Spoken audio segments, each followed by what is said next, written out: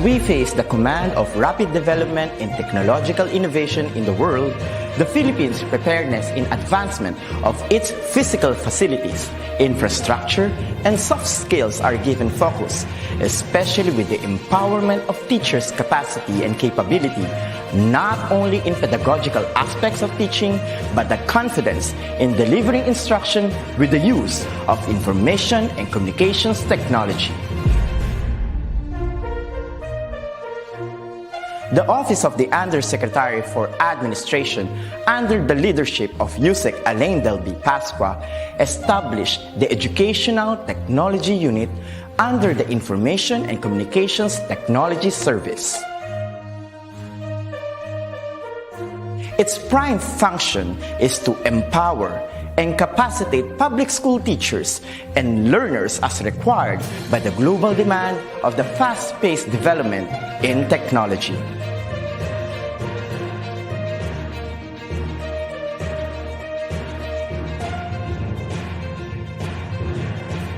The task of the Educational Technology Unit is to promote and solidify the innovation and digitization projects that will support the requirements of the K-12 curriculum in delivering quality, accessible, relevant, and liberating education for all. It targets different components and facets of skills development, which will enable the technological advancement of the infrastructure of DepEd. This is supplemented with empowerment training programs in emerging technologies for public school teachers.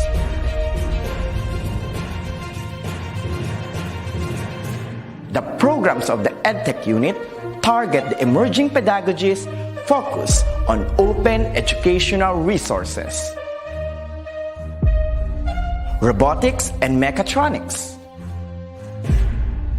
coding and programming, virtual reality and augmented reality in education, mobile application development, Internet of Things, and the productivity tools for learning, which includes Microsoft Office 365, Google Apps for Education, and the different Adobe software tools. In addition, the maneuver of in-house applications such as the DepEd Commons and the DepEd Learning Management System is under the flagship of the EdTech unit. The supervision of DepEd TV in ensuring world-class produced video lessons is another task of the office.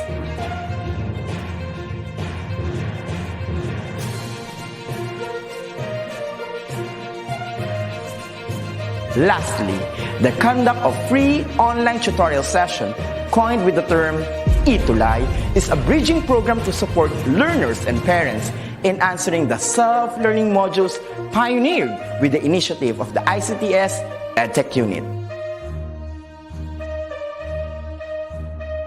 A teacher's influence is limitless, bound with the heart for service and dedication to fulfill the greatest mission to educate the young. The ICTS Educational Technology Unit will be there to promote, to empower, and to inspire Filipino teachers and learners as we grow as a tiger in the region, hitting our target as one of the best in educational technology. Come on and join us as we make our dreams into a reality. Sama-sama tayong lahat tungo sa iisang layunin. Simulan natin ang pagbabago dahil tayo ang mga gurong magtatayo ng makabagong DepEd. Sulong Edukalidad.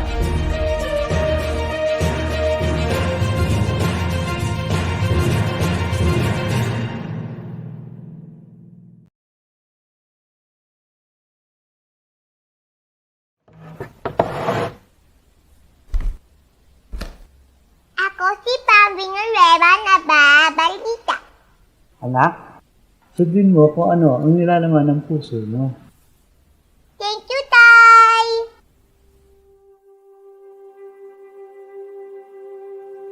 Tay, naaalala mo ba nung niregaluhan mo ko ng mikropono? Ang sabi mo sa akin, susuportahan mo ko kahit anong gusto ko. ang lagi mo pang ang bilin? Anak, sundin mo kung anong nilalaman ng puso mo. Ganda talaga. Lagi mo ring pinapaalala na ako ang pinakamaganda. Mas maganda pa sa mga crush mong artista sa TV. Alam mo ba, Tay? Pinaniwalaan ko yun. Ako, si Pam Villanueva, nagbabalita. Hindi mo naman kasi sinabing mahilig ka sa mga palabas na comedy. Yan tuloy. Umasa ako masyado. Hindi ko inakalang iba pala ang pamantayan ng mundo. Hindi ko napaghandaan ang sakit ng mga salita mula sa tao. Ganun pa man, hindi ko kinalimutan ang bilin mo. Tay, ngayong araw, maglalakas loob ulit akong sundin ang laman ng puso ko. Ngayong araw, tutuparin ko ang pangarap nating dalawa.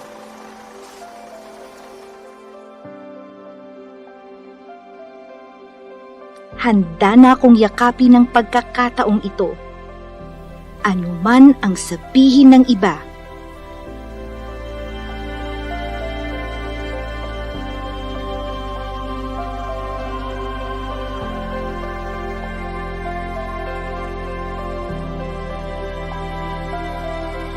Good morning, everyone. It's going to be a long and hard journey. There will be a lot of sweat and a lot of tears.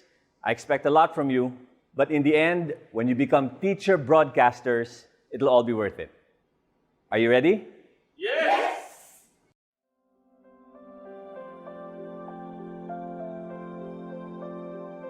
Your task at hand is to deliver your lines straight at the camera lens. Greetings, bright minds! I hope you're having an amazing day. It's me, your English learning buddy. Good job, DJ. Okay, next. Any volunteers? May nagtatago doon. Teacher Pam. Teacher Pam, I can see you. Sa pagkakataong ito, babaliin ko ang pamantayan ng mundo. Magandang wika at maalab na panitikan sa ating lahat, grade 10. Narito kayo ngayon sa classroom ni Miss Pam, ang mamatanong na kahit sa camera laging umaanggulo, maniwala ka, sasamahan kitang mag-enjoy at matuto. Tatandaan, sa panitikang Filipino, abot kamay mo ang mundo. Alright! Haharap ako sa camera upang magturo, upang hindi lamang makulong ang mga aral sa 4 na sulok ng silid-aralan, upang mas maraming bata ang makaalam na ang mga pangarap ay binuo upang matupad. Okay, teachers, dito nagwawakas ang ating workshop, pero hindi ang inyong training. Bye-bye! Haharap ako sa camera upang magturo, para mas maraming bata ang makaalam na kahit matagal ang proseso ng pangarap, ang mahalagay umuusad. Tay, naaalala mo ba nung niragaluhan mo ko ng mikropono? Hindi ko to nagamit kanina. Pero, nagamit ko lahat ng paalala mo. Hindi na rin pala ako naniniwalang kasing ganda ko ng mga crush mong artista. Pero, mapapanood mo na ako sa TV para sa mas malalim pang advokasya.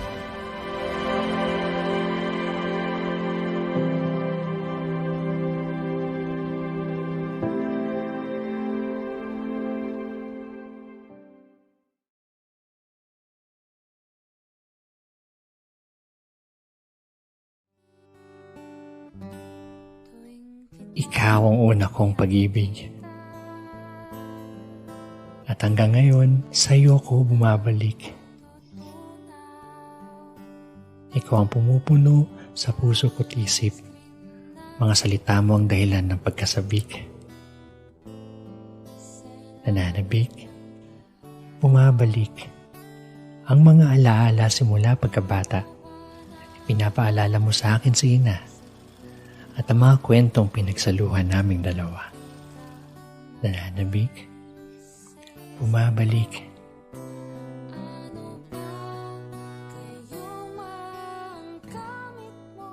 sapagkat nasa iyo ang bantas sa dulo ng mga pangungusap. Ikaw ang aking pahinga, ang paglaya sa emosyong gustong kumawala mula sa mga tanong, sa padamdam, paghinto, sa pagpapatuloy, paninigurado at mga bakasiguro. Kaya sa pagkakataong ito, gusto kitang yakaping muli. Miss, gusto ko ulit maramdaman kung paano tayo nagsimula. Gusto kong balikan ang unang salita. May I borrow that book? This one? Oo. Sana. Sure. Unang talata. Unang kabanata. Sapagkat ikaw ang una kong pag-ibig. Sa'yo ko unang naramdaman ang pagkasabik. Good morning, learners! Welcome to DepEd TV. Are you excited to learn a new story? Nananabik. Umabalik.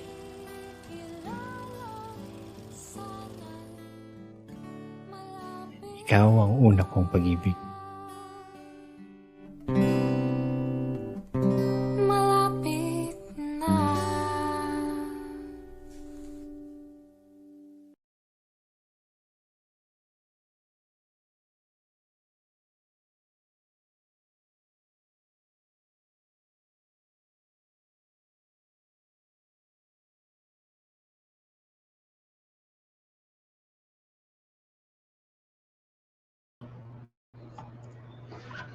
Hello, Philippines, and it is indeed a great Friday morning to everyone, most especially to our dear teachers.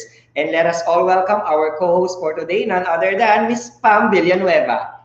Hello and good morning, and it's nice to be here with everybody, and it's nice to be with you, Sir Jeff. And I'm really so excited to be part of this 3-day international webinar. I have been watching over the internet about this, and I have also been an avid participant of the webinar, and now I'm here with all of you, assisting you with all of the tasks that we need to accomplish for today. How are you today, Jeff? Yes, I'm feeling great, Teacher Pam, and actually I hope so that all our teachers are now giving their focus, because we will be posting the evaluation links for our speakers during our session yesterday. So it's really very important for us to accomplish those, to visit those links and accomplish, of course, so that we will know how we could further improve, of course, our webinars in the coming days to come. Of course, we have a lot of prepared webinars for you. So this would be great help for us to know in which areas we're going to improve, and of course,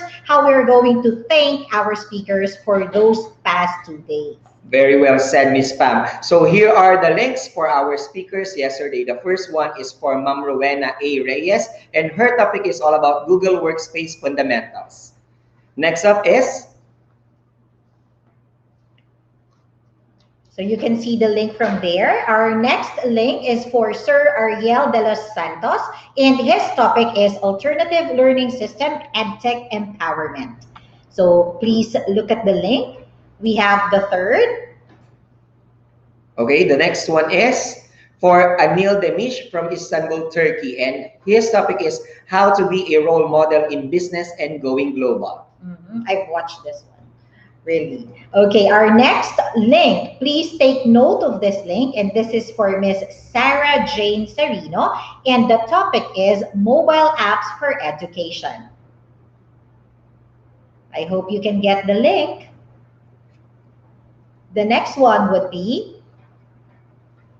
Okay, and the next one is for Miss Tanja Makandi Nanzan from Japan, and her topic is all about supporting student-centered classes. All right.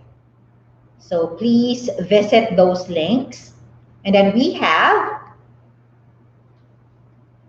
Okay, our next link is for Glenna A. Tagibao, and the topic is all about Microsoft.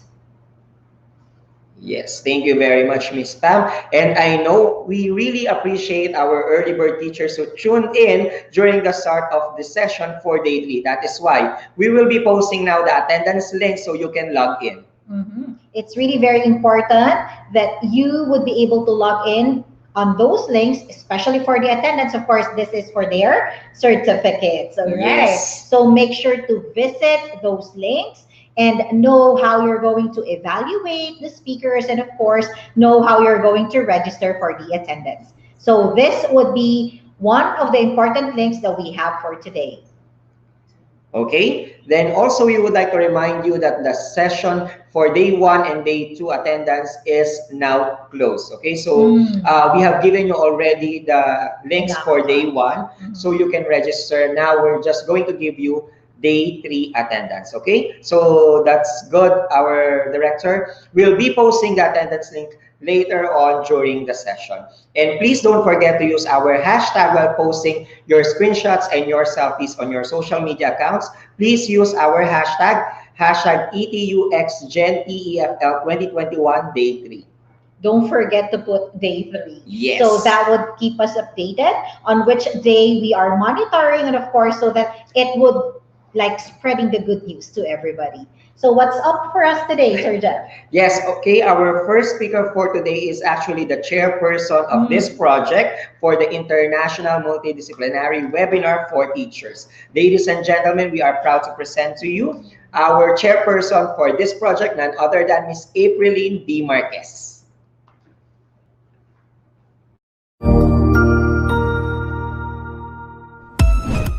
The Department of Education, through the Office of Undersecretary for Administration, DepEd OUA, Information and Communications Technology Service, Educational Technology, ICTS-EdTech, invites you to join its first ever International Multidisciplinary Webinar series in collaboration with the Global Educators Network Association of Teachers of English as a Foreign Language, GENTEFL, Thailand.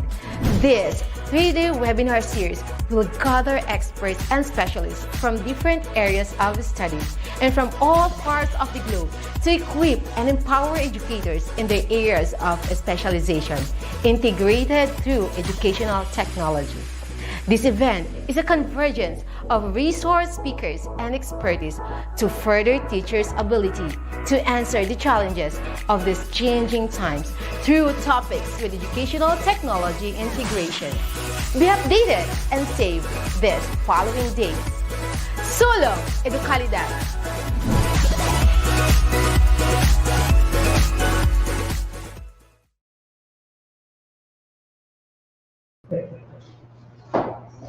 Okay, we are now on the 3rd day, or shall I say on the last day of the webinar. So it's my turn now to introduce to you the partner of our event for this day, for this 3-day webinar. I would like to introduce to you our GENTEFL. All right, so GENTEFL. So what is GENTEFL? This is the Global Educators Network Association of Teachers of English as a Foreign Language. So if you want to visit also the website, it's here. It is www.gentefl.org. And in here, we gather educators, we innovate, we connect, and we mentor. So as part of the executive board of the GENTEFL Thailand, in behalf of this, I would like to give you or to share with you our vision. So we envision GENTEFL to be a premier network of transformational educators in the field of language teaching in Asia.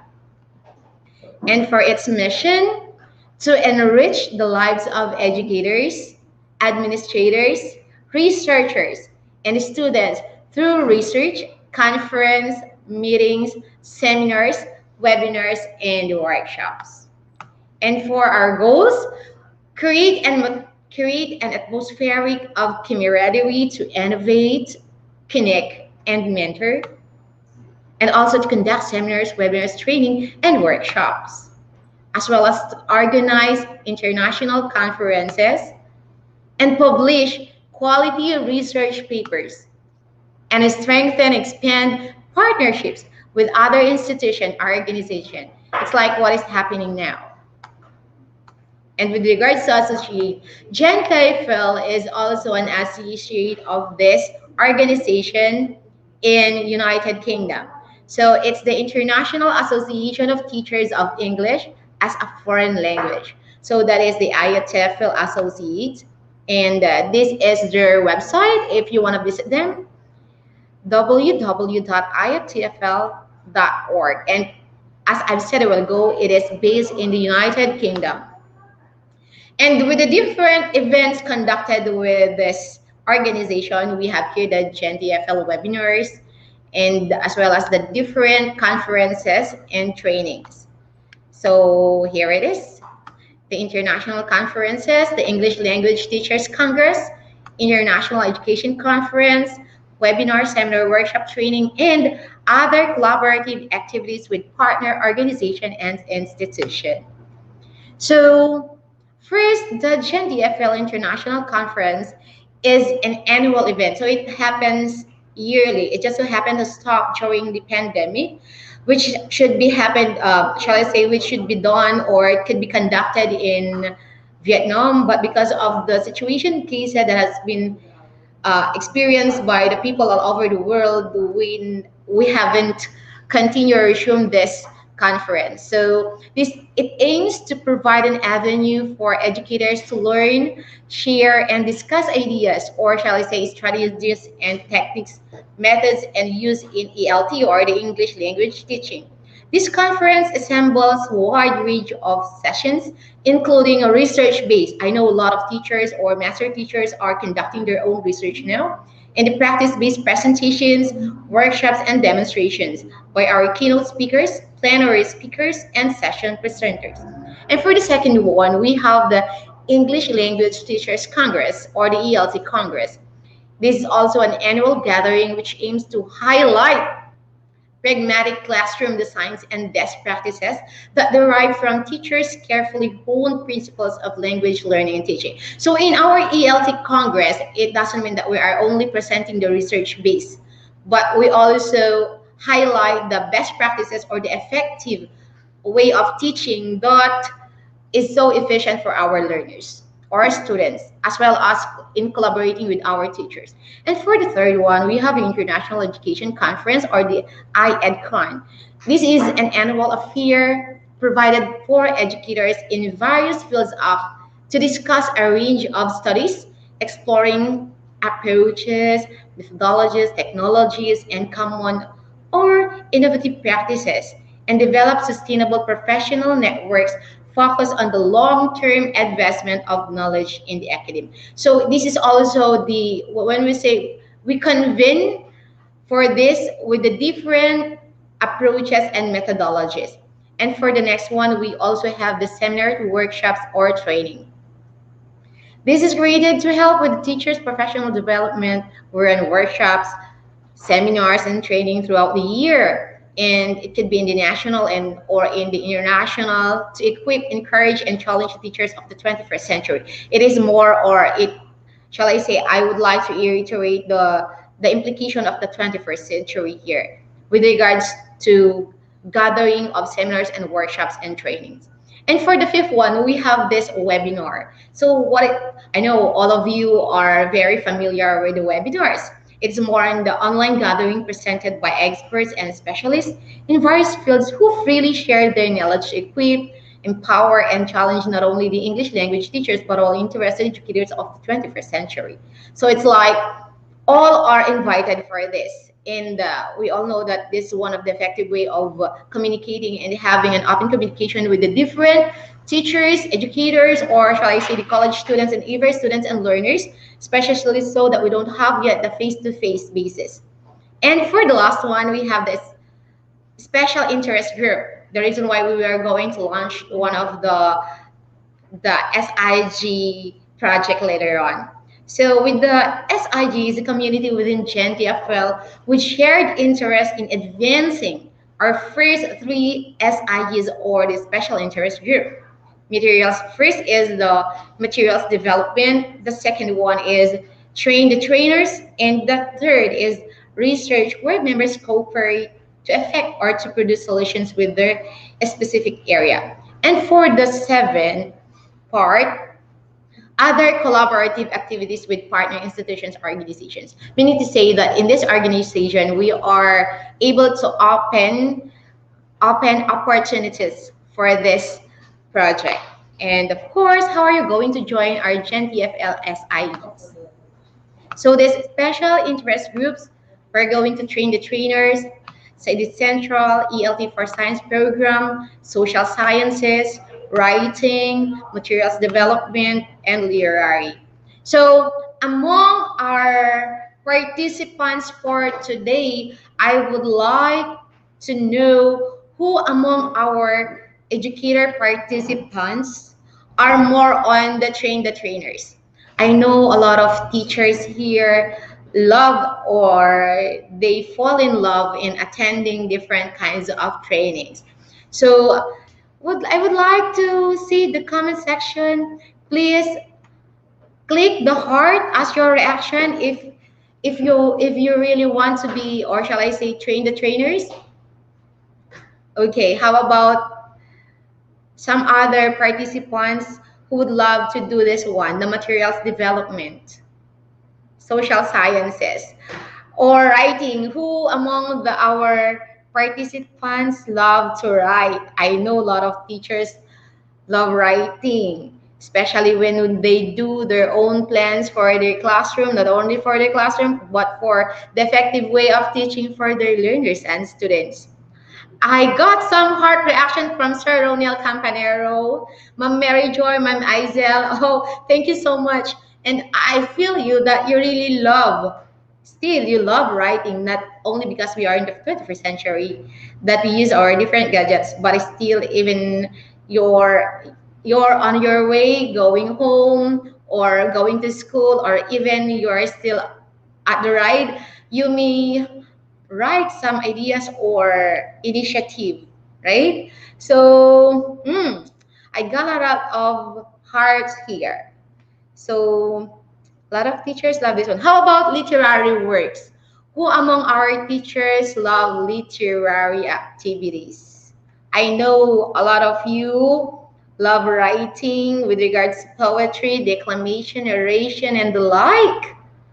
All right. Okay, so let's proceed for the next one. So here are the previous international conferences conducted by the GENTEFL. The first one is the conference during, all right, so that was the conference 2016 in Phitsanulok, Thailand. This is my first time actually to attend an international conference outside our country, and I'm here at the right side. This one, it's like I'm having my black hair then, right? And the next one, this is the second GENTEFL International Conference. That was way back 2017, and it was conducted in Bangkok, Thailand. Actually, the audience here or the participants here are coming from the different part of the world, of course. Some of them came from United States, also in United Kingdom, and from different part of the Asian country. All right. And for the third GENTEFL International Conference, that was held on year 2018, that was held also in Kuala Lumpur, Malaysia. And for the conference 2019, it was held in Bali, Indonesia, and some of other conferences. We have also the ELT Congress. Okay, these are the different conferences conducted by GENTEFL. Okay, let's go now to publication. For the publication, we have the Book of Abstracts, we have the Materials Development SIG, the GENTEFL Journal. The GENTEFL Journal is referred to the journal with an editorial board of scholars in various fields. So meaning to say we publish the following write-ups, and it was also published in our website. And it is, of course, legit. It has an ISSN number, or it's 2520-209X via online. And for print, it is ISN 2520-6648. Okay, we do also outreach program and continuing professional development. And of course, let's go over for the GenTFL membership. If you want to be part of the, or you want to be a member for GenTFL, I've flashed a while ago where you're gonna visit our website, and we have 3 types of membership. The first one is the junior membership, and it's all about the secondary, tertiary level of students. So we're not only catering teachers or educators, but also we cater students. The second one, the associate member, and the third one is the full member. Okay, so that's it. I hope that some of our participants be part of GenTFL someday or in our future activities. Okay, and that's for our GenTFL. Now, I know everyone are excited for the launching of the Literary Expo. So the Global Educators Network, okay, so the Global Educators Network Association of Teachers of English as a Foreign Language Thailand would like to present to you this Literary Expo launching today, July 2, 2021. And this is my team for the Literary SIG Chair and Direct, and of course, different kinds of director. Okay, so welcome for our Literary Expo launching. So for this, the Literary Expo is a project under the Literary Special Interest Group. And it is to hone and showcase not only students, but also teacher skills in writing poetry, short stories as well as poetry reading, declamation, oration, storytelling, and the like. And the language used is not only limited to English language, but includes mother tongue and other languages. It will be a form of healthy competition for students and teachers from school level to international level. All materials originally created and submitted will go through the editorial board for publishing. So this is our learners' time and teachers' time to shine. Okay, so I would like also to present to you and introduce to you my team for the SIG Literary. All right. Hello, everyone. I am National High School from SDO Dagupan City, Philippines. Hello, everyone. I am Michelle Mina Felsted, Teacher 3 of Bunuan Bukig National High School from SDO Dagupan City, Philippines.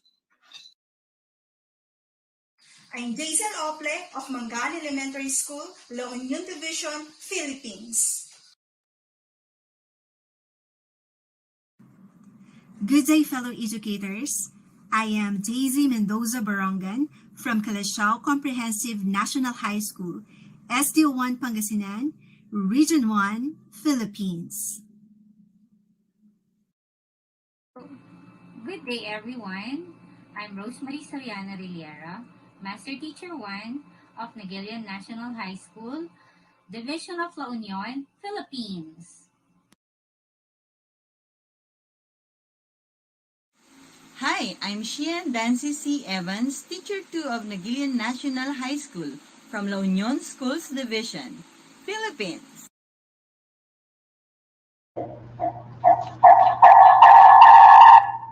There you have it. They are my colleagues and my team under the Literary Special Interest Group. And if you want to be part of this, just simply message or email me on the given contact details in our memorandum. Okay, so I would like also to showcase to you for this launching. Okay, so let's have and let's hear a simple introduction with regards to our GENTEFL literacy category. The GENTEFL Literary SIG will be holding competitions such as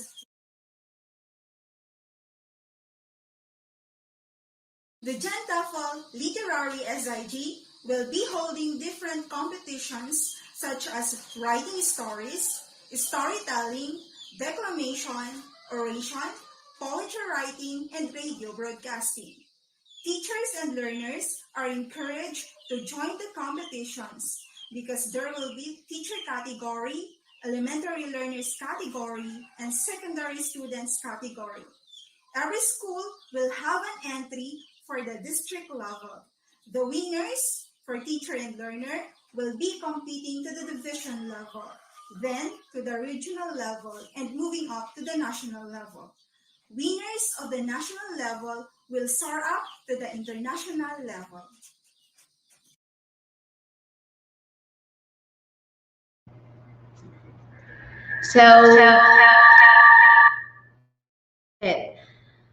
This would be a simple competition from school level going to international. So what are you waiting for?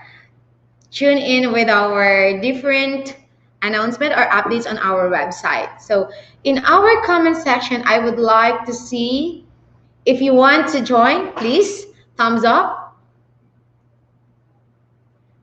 Okay, let's see who are interested to join the competition.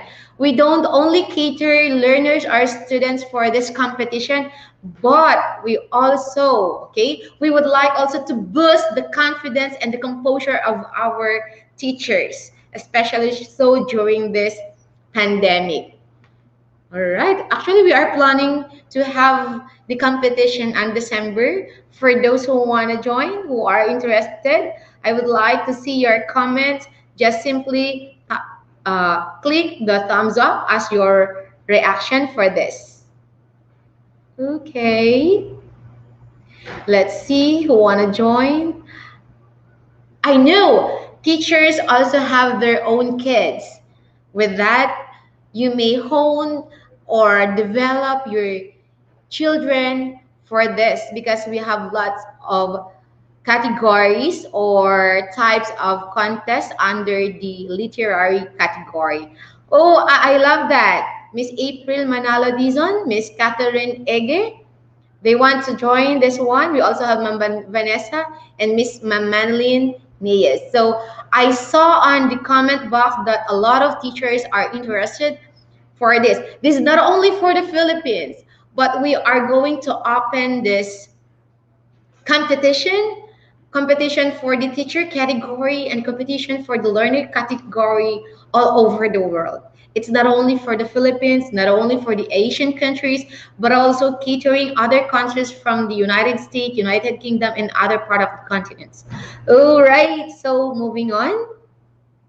Let's move forward. Okay, I would like to share with you one of the original poem competition composed by Miss Michelle M. Felsted, one of our director under the literary seat. So the sample of original poem composition of teacher category. This is what you're going to do. You're gonna compose your own composition because later on we're gonna give the criteria or the rubrics for this competition. So may we listen?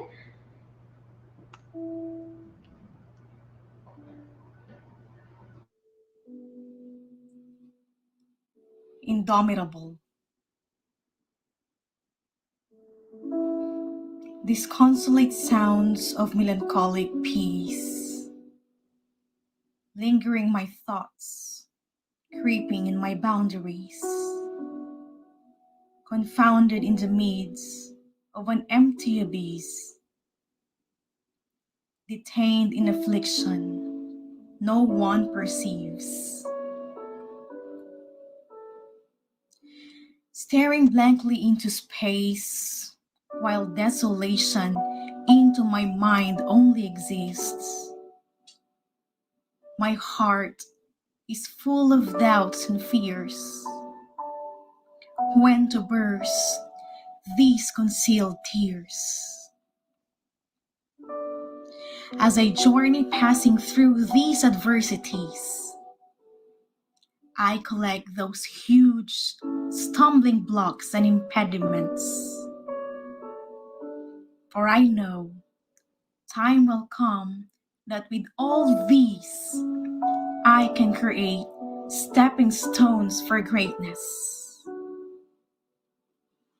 In my face, you will not see any grimace, for I will not whine nor relinquish. As long as I have Him giving me grace, my valor will roar even in silence.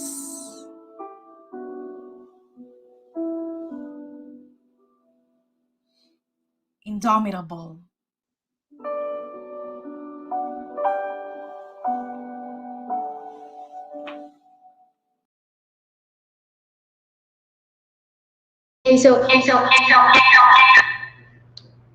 What about a heart reaction for that performance?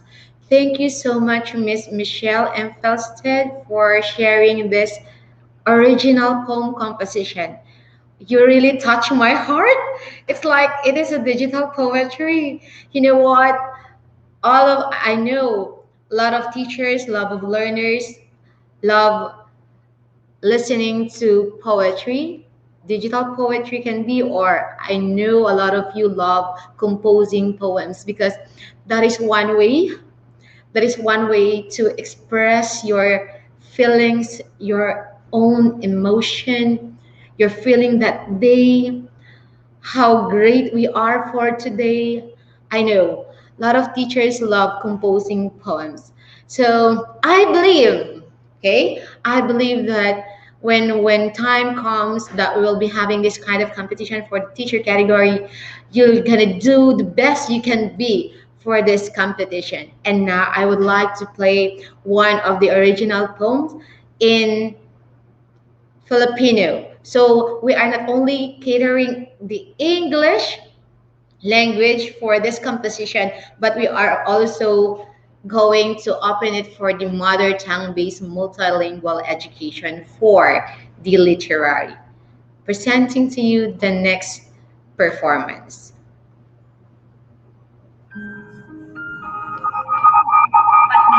Langin, isang refleksyon. Nagpas isang taon na nang unang maging balang mundo dahil sa pandemya. Bawat balitang naririnig, takot sa puso ko ang yumayanig. Naalala mo pa ba nang sabihing lockdown muna? E di ang bago sa pandinig, bangungot sa isip na di mawaglit. Ilang araw at buwan sa tanging tahanan lamang. Buntong hininga at pag-iisip sa kawalan, siyang naging bagong libangan. Dahan-dahan, unti-unti, pinipilit gumising at intindihin ang pangyayari. Balita sa telebisyon, update sa news feeds ko na puro numero ng biktima ng COVID-19.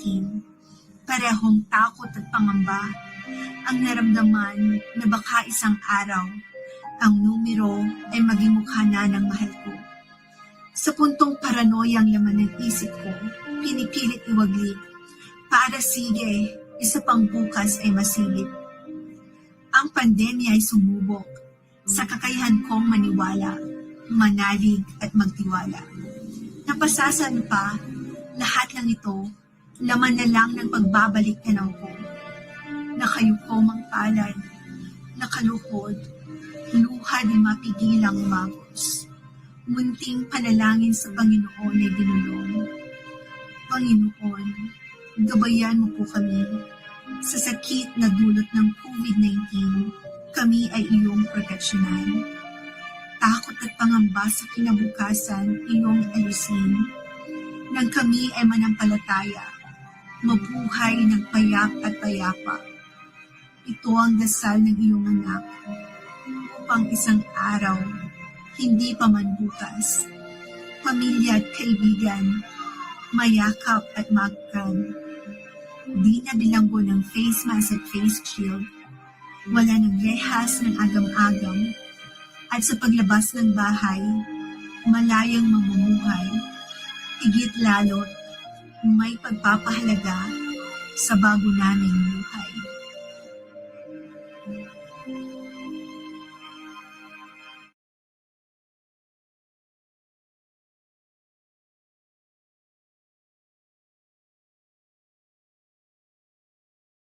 It's like I am about to cry with the performance of Miss Daisy Barongan. What about a heart reaction for Ma'am Barongan? Let's see our comments. Any comments for the performance of Ma'am Barongan or Doc Daisy Barongan? I know a lot of teachers around the world are having different kind of emotions. So through your emotions, you can compose your own poems. You know what? With that performance, with that composition, it's like I'm about to cry. How she really moves me just because of the situations that we have during this pandemic. So that's it. I would like to end our launching with that.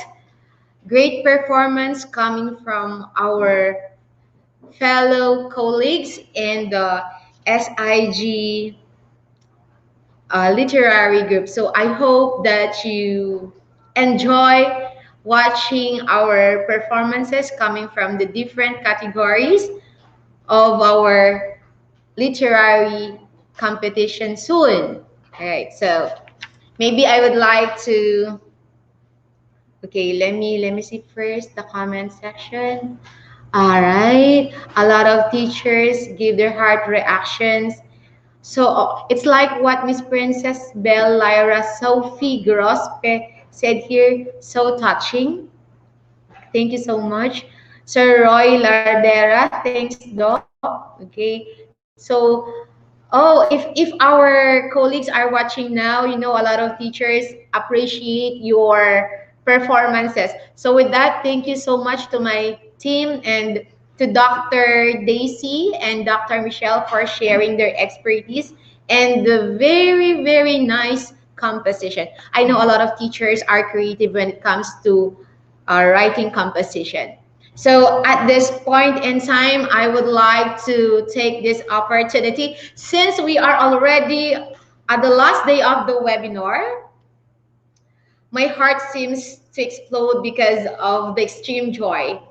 And we have already reached an unexpected number of registered participants. As I woke up at 4 in the morning, the registration form or the forms there is still moving. It's like we reach already 51,399 participants around the globe. So at this point in time, I would like to take this opportunity as the chairperson of this event to thank the following significant persons to make this possible. Secretary Leonor Embriones, Yusek Alain B. Del Pasqua, Director Abram Y.C. Abadil, Dr. Mark Anthony C.C., Dr. Andy N. Kubalit, our international speakers coming from United Kingdom, United States of America, and the ASEAN countries, our virtual committee. I would like to mention their names because without them, I know I can't make this. I cannot make it. They are my support.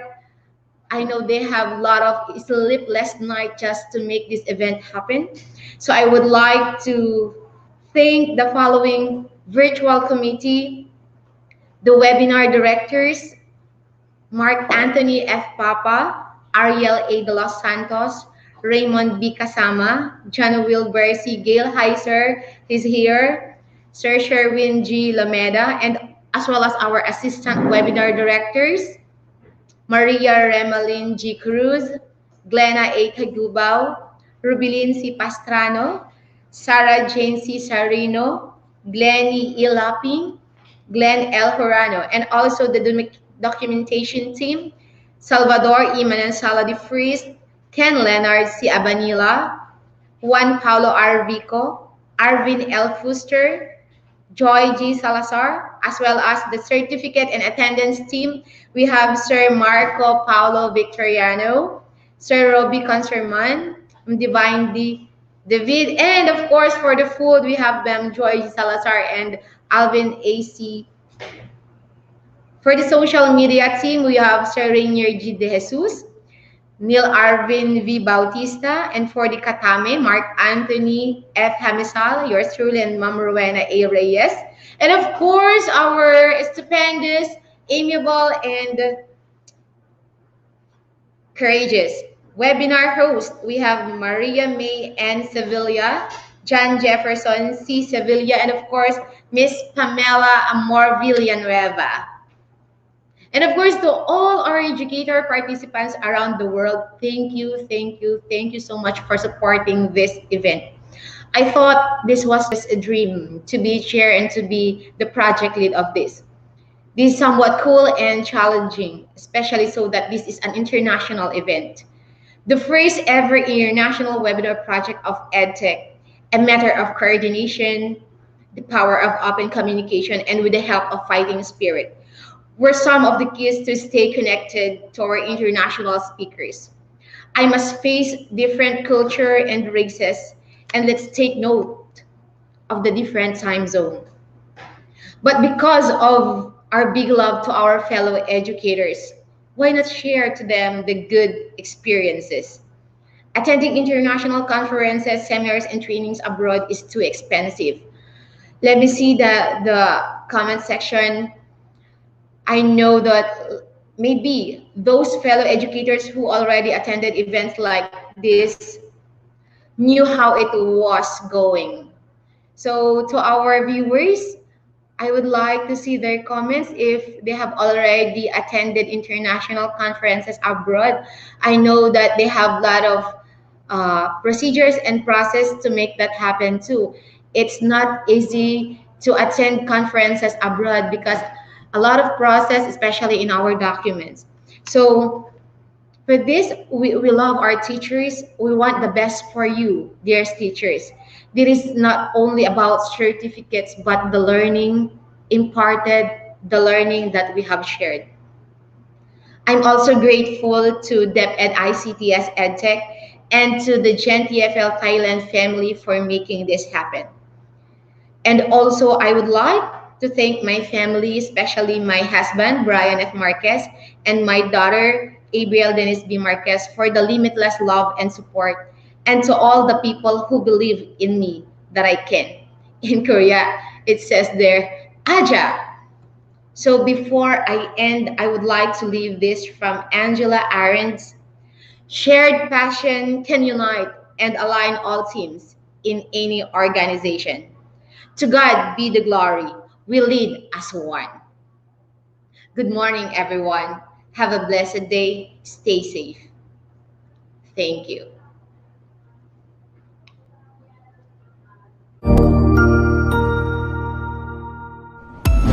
Hi, teachers and learners. Good day. I am Mr. Alvin C., one of the EdTech specialists serving you with happiness. In response to the United Nations Declaration of Paris in 2012 about the open educational resources, the Philippines' basic education is ready to fulfill its promise to make learning accessible and give equal opportunity to every Filipino. This is the birth of the DepEd Commons to bridge the gaps of having adequate available resources with the aid of ICT equipment and infrastructure. The DepEd Commons was a flagship project headed by the Undersecretary for Administration, Alain Del B. Pascual, and Director 4 of the Information and Communication Technology Service, Abram YC Abanil. DepEd Commons serves as an online education delivery platform of the department where learning resources, online review materials, and open educational resources, or OERs, made by educators are available, easily accessed, and where resources can be modified without having to reprint when such materials necessitate revisions or improvement. in cooperation with the Department of Information and Communication Technology or DICT, National Telecommunication Commissions or NTC, SMART, PLDT, and Globe, we can use the DepEd Commons for free, even without the data load or credits. It's more convenient to learn and study 24/7 in the comfort of your own home. The interface of the system is simple and yet very direct to immediately show the needed materials, which can be downloaded or viewed via a browser. Continuous enhancement and development were catered to showcase the abrupt needs of the end users. With the demands of technology in education, the DepEd Commons became top 4 as the most trending search in Google in year 2020. Aside from that, DepEd Commons ranked number 1 in the most searched topic under the education category in our country in the same year. The DepEd Commons has a total number of 15,190,182 unique users since it was first launched in March 2020. Today, you will see thousands of learning resources in the system to support the blended learning modalities of the department. In addition, the bright future of DepEd Commons will continuously shine as we embark and empower the public school teachers in creating world-class teaching and learning resources such as electronic books or ebooks, digital magazine and worksheets, interactive online games, self-developed Android applications, instructional and tutorial video contents, and other emerging technology tools. As a support system in the online modalities, the use of learning management system is taking into shape. The DepEd LMS is an e-learning platform initiated by the ICTS to help and support the teaching and learning process in the controlled online environment.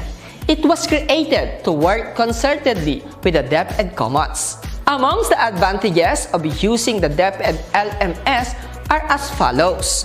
First, it is cost-effective. The courseware allows participants to access it in their own free time and reduces travel expenses, accommodation costs, and professional fees. Learning while watching the instructional aided materials enhances the soft skills of participants by doing the hands-on activity as requirement. In addition, a digital certificate with QR security code is automatically rewarded to a participant once a certain course is accomplished and completed. Second, consistency of training. The delivery and mastery of competencies is consistent since it is centralized, well-organized, and easy to navigate. It delivers a learning curve to all students by supplying a single source for content, course materials, and instruction with variation of activities that will enhance the skills of end users. Third, it easily tracks learners' progress and performance. It has the capability to allow DepEd to easily generate and consolidate training reports in all overall perspective. By utilizing the e-learning courses or online trainings, trainers can easily track goals progress, knowledge gains, and determine who have completed the course or who needs assistance and help. The Department of Education internally developed an in-house learning management system, namely the Professional Development LMS or PDLMS, used for professional growth and capacity building for teacher and non-teaching personnel, which is not limited to public school teachers. It is also available to private school teachers and even college or university professors. On the other hand, the DepEd Regional LMS or DLMS is intended exclusively for public school teachers and students within their regions and divisions to support the blended learning modalities in delivering quality instruction. To learn more and have a feel of ease in using this innovative system, kindly visit commons.deped.gov.ph for DepEd Commons. trainings.deped.gov.ph for DepEd PD LMS and lms.deped.gov.ph for DepEd Regional LMS. We will continue to innovate and transform the Philippine basic education in its target glory. Para sa bata, para sa bayan, para sa guro. Sulong Edukalidad.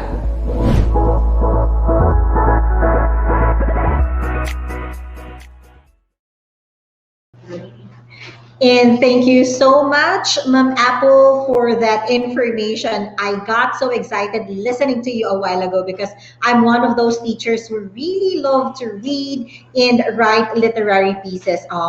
The child in me actually a while ago got so excited listening to the information that you were giving us this morning. So I guess since we all heard about the literary expo launching, we are expecting and encouraging everybody that soon as it becomes a competition, all of us would have the chance to join. This is open, am I right, Ma'am Apple? This is open for students and teachers alike. So I guess there would be two different categories. We're going to be helping each other and we're going to be showcasing our talent and everything about literature. So for the love of literature, I'm encouraging everybody to support this literary expo. And for now, I believe everybody during the pandemic, most of us actually suffered a bit of like the downside of our lives. It's like everybody's asking, what's going to happen next? What am I going to do? Because all of these struggles that we are facing during the pandemic. And it's really, really very hard for us to find the inspiration and the motivation to keep moving forward. So right now, I guess this is but the right time to listen to one of the most efficient speakers that we have for the whole 3-day seminar. He would be discussing Motivation 101, learn how to keep yourself motivated. I think I'm going to be sitting in front of him, listening very well because I need this very badly. So ladies and gentlemen, let's all give a virtual clap for Mr. Mark Lester D. Toribio, MBA CPS, a professor from the University of Santo Tomas, Philippines. A virtual clap for him. Good day to everyone. I'm Professor Lester Toribio. For today, the topic is Motivation 101. Many people ask, why do we need to motivate ourselves? It is because motivation drives people to keep going, even in the face of setback and disappointment. We need the opportunities and show commitments to achieve what we want and need. If you want an extraordinary life, you have to put extra effort in your ordinary life. Focus on improving yourself every day. To do ordinary things extraordinarily well. The difference between those two words is the word extra, but the result is exceptional. You know, our national heroes are just ordinary people, like us. What made them considered as heroes is that they placed extra love to our country. They show extra effort and gave extra time to make themselves extraordinary, not only for their own good, but for the good of many. That is why Robertson Davies said, extraordinary people survive under the most terrible circumstances and they become more extraordinary because of it. Moving forward, the 5 things that we're going to talk are opportunity, focus, empower, commitment, and refrain. Focus is the skill that allows people to do their task and achieve their goal amidst disappointment or amidst distraction and even setbacks. Here are a simple reality which can relate to all. If you can focus, you can think effectively. There are a lot of ways to enhance your focus. One is to minimize your multitasking, and second is to train your brain by making to-do lists every day. These are just some tips on how to stay focused and keep your mind on track. Let me share to you a wonderful story. Her name is Mandy Harvey. She's an award-winning singer and a songwriter, a vocal music education major at Colorado State University. But did you know that Mandy is deaf? Mandy actually lost her residual hearing in 2006 at the age of 18 due to the connective tissue disorder that affected her nerves, and eventually she left the program. Her disorder may have made her drop from, from her schooling, but as years passed, she eventually found a way to pursue the love she has for music. She joined the 12th season of America's Got Talent in 2017, where she performed her original song Try, accompanied by the ukulele during the competition. The song was a story of how she actually made it through her battle. Judge Simon Cowell was so impressed that he pushed the golden buzzer and sending Harvey straight to the finals. You see, focus, determination, and passion, no setback blocked her dream in pursuing music, successfully achieving it, and eventually became an inspiration to many. Tony Gaskins once said, build your dreams or someone else will hire you to build theirs. Dreams are what give us drive to get things done. This is the reason why we get up from our bed every morning with full enthusiasm. We have to dream and create goals. Because dream without goals is just a dream. To build your dream, it is necessary to know what you want. And to know what you want, it is necessary to have a vision. This vision is how you plan to see yourself in the future. Now, having a dream, a goal, and a vision is not enough again. Having a plan on how you're going to pursue is very, very necessary. This will guide you in your step that you will be needing to undertake and practice. Widely known guide to make goals is the framework SMART, which means specific, measurable, attainable, realistic, and time-based. But allow me to modify this by changing measurable to motivational and realistic into risk. But I will not settle for that as well. Because we need to upgrade. So I put additional two more letters, and that is evaluate and really readjust. Having that framework smarter. Why is this the case? Well, because what will make you move towards your goal is motivating first. And in every goal, there is a risk that you have to take charge of. And the two added elements is the evaluate and readjust. Evaluate both your goal and your plan. Evaluate your goal if this is worth pursuing or not. If not, you need to readjust your goal depending on your evaluation. Now, evaluating your plan, identify the steps to be continued or stopped, as well as all the things that don't go away according to your plan. So what we need to do is we need to think about how are we going to deal with it. Our current situation because of the pandemic that we are facing with, a lot of plans were cancelled. That's why we need to make some adjustment. We need to make some adjustment and adapt and continue living. But don't you ever change your goal. Change your strategy. Most of us use the process we've been taught. You have to set the goal, create a plan, and put specific action steps and identify the needed resources and establish a timeline.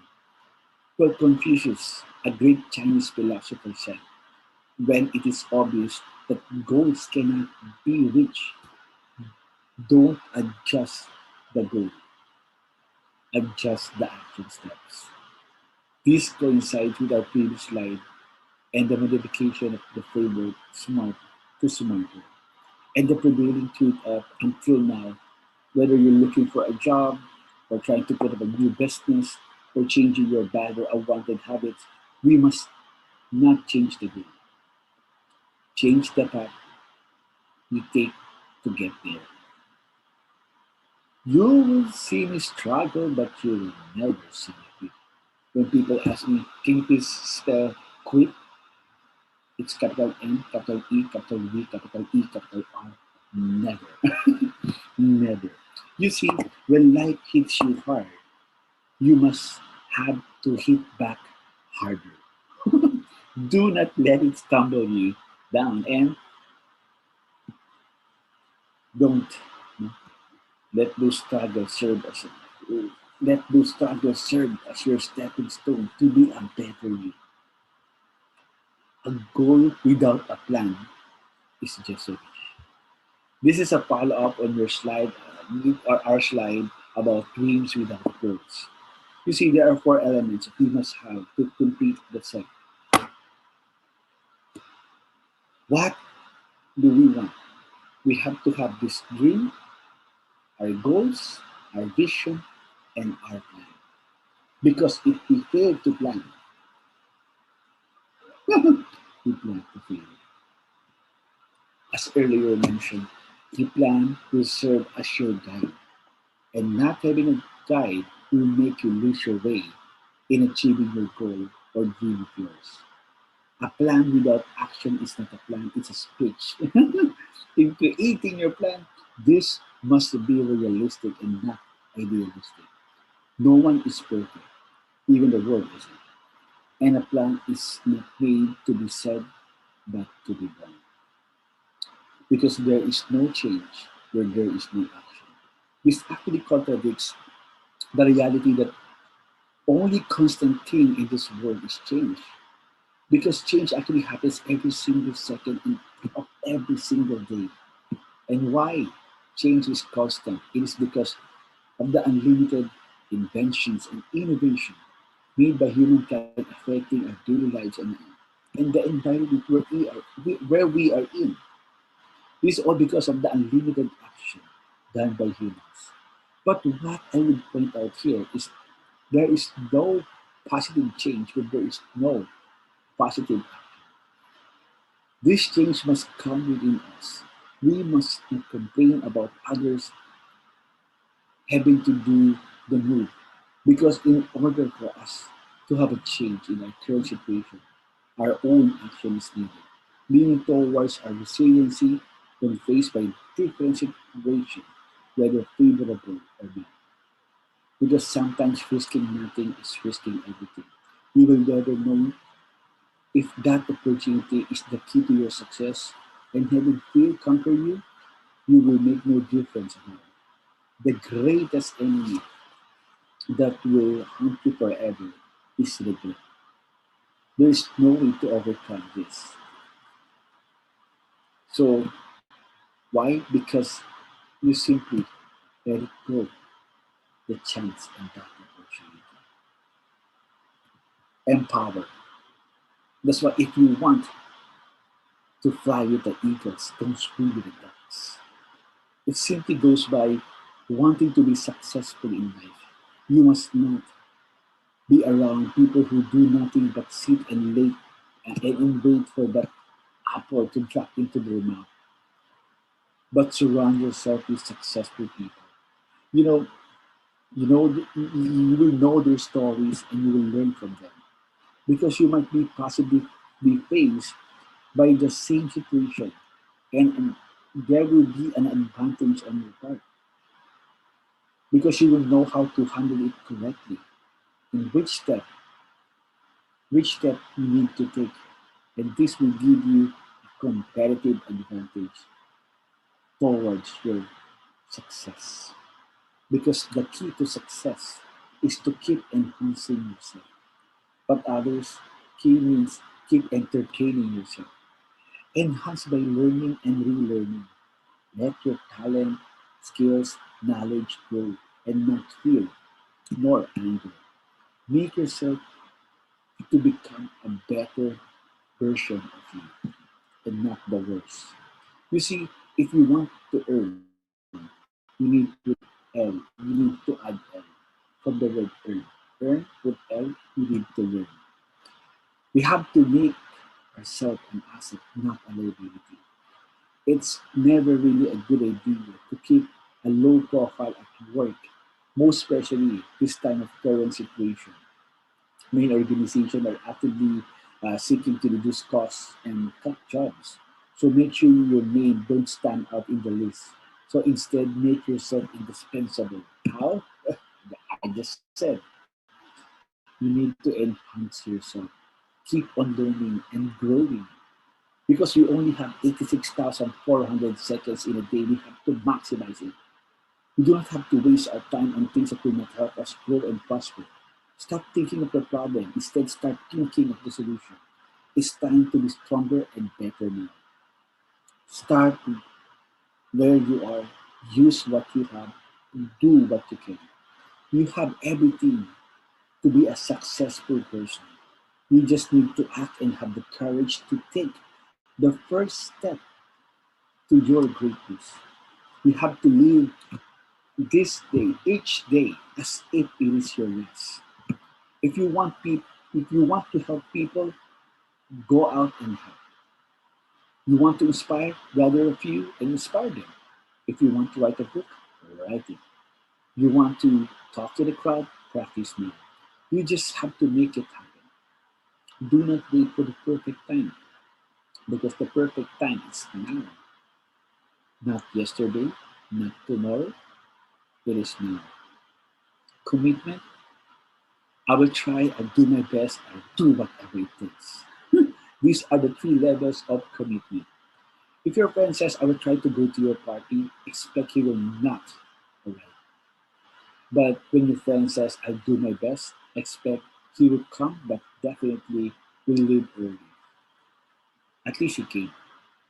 Not if your friend says, I'll do whatever it takes. And I'll do whatever it takes to go to your party. I'll tell you this, he will arrive 100%.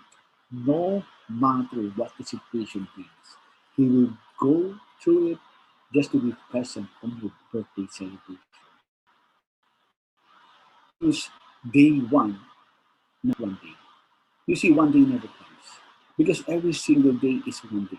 But having to tag it as day one, day one, it marks the start of a new and a better you. Don't be afraid. Instead, be afraid of not doing it. This is similar to your previous. This is similar to our previous slide that risking nothing is risking everything.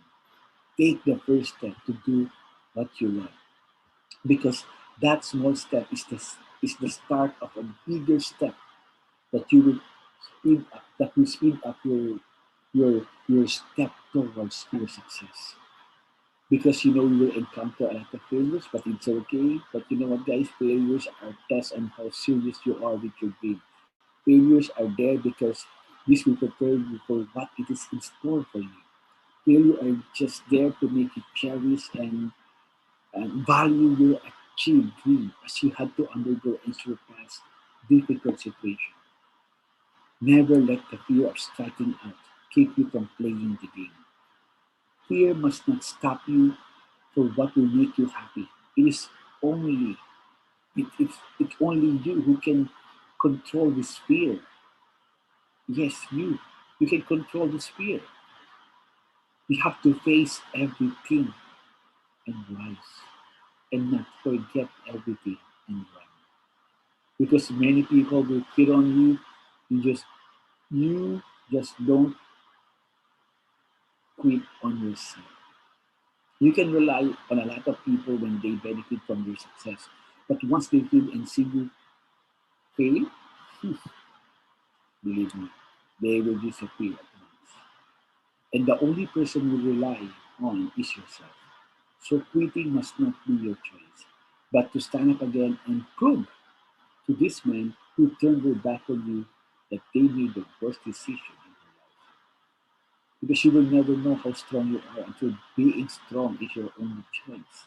At times, even when you knock at 100 doors or even cry out loud for help, no one will open the door or even hear you cry. The only thing you can hold on to is yourself and trust to God. Because one day you will thank yourself for not giving up. Remember, God never gave up on you, even if it entails the life of his son. He promised he will return. That's why he rose again in the third day. That's why he will keep on going. Because that unconditional love that God gave, today is the best time not to give up, but to give thanks. The life he continually gives. So try to be an instrument of goodness to others. Next is the word of faith. If something bad happens to you, you can either let it define you, destroy you, or strengthen you. But if life, remember this, life is full of shit and F. It's time to shift. Problem ahead, turn right. Problem on the right, turn left. You see, you're holding your gear and God is steering you. It is a matter of perspective. The happiest people do not necessarily have the best thing in life. They simply appreciate the things that they have. Expectation kills happiness. Expectation will just make you look for what you do not have and compare yourself to others, making you be envious.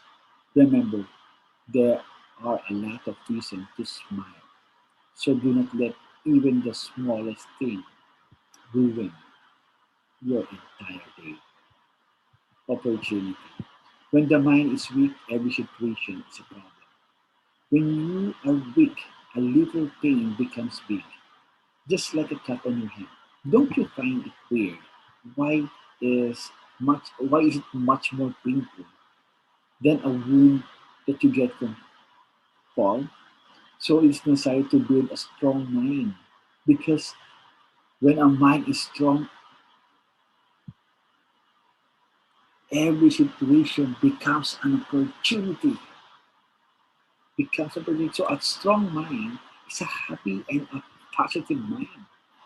Having positive mind makes you see the positive and beauty in every single thing because of what that you value it and whatever it takes to that particular moment is memorable.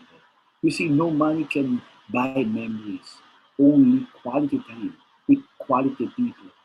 So make the best out of it. You don't have to wait for that opportunity. We have to make it happen. Do not wait for the planet to align in the perfect time for you to move. No, if you really want it, go go out and do it. Do not wait for that. Do not wait for that particular perfect moment. I remember my teacher says, like, you have to wait for that opportunity. When that opportunity comes, you have to grab it. Hmm? She was right. That's why many of us until now still waiting for that opportunity. Well, in my case, I didn't wait. I went and create that opportunity. Because if opportunity doesn't knock, create a door and then knock. If you really want it, you will make it a way for it. No matter how hard it is, you will make a way to make that opportunity happen. So do not wait for the opportunity to knock before you open the door and create that invisible door and act as if it's already happening. So when it arrives, you are prepared for it. create more opportunities, and stop making excuses. Making excuses will just delay you from getting what you want. If you really want it, you do everything to get it. Desperate measures, as they say, but this action must be for the positive good. That's why the five elements are important: focus, opportunity, reframing, commitment, and power. Because when you jump on this letter, we create the word course. See the first letters in each word, the word course. Because we need to stay focused on those opportunities. And when you are not able to get that opportunity, you have to reframe your thoughts and commit yourself, and you will be empowered. You are strong. You can make it.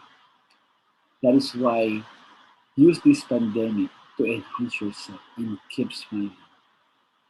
When you see something negative, simply refrain. Commit on your goals and those things you want to do, and believe in yourself, and you will be able. Let me remind you that your smile is your logo, your personality is your business card, and the way you make others feel is your trademark. And that's it for today. Thank you for listening. Again, I'm Professor Lectorino, and this is my Facebook page. If you want to follow me, please. Thank you, and have a good day. God bless.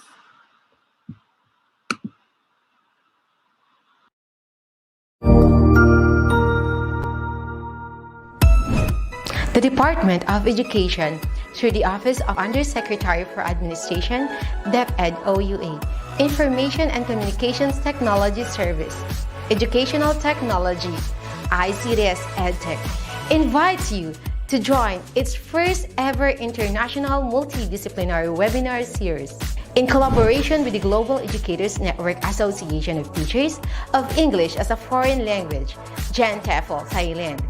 This 3-day webinar series will gather experts and specialists from different areas of study and from all parts of the globe to equip and empower educators in their areas of specialization, integrated through educational technology. This event is a convergence of resource speakers and expertise to further teachers' ability to answer the challenges of these changing times through topics with educational technology integration. Be updated and save this following days. Solo Educalidad.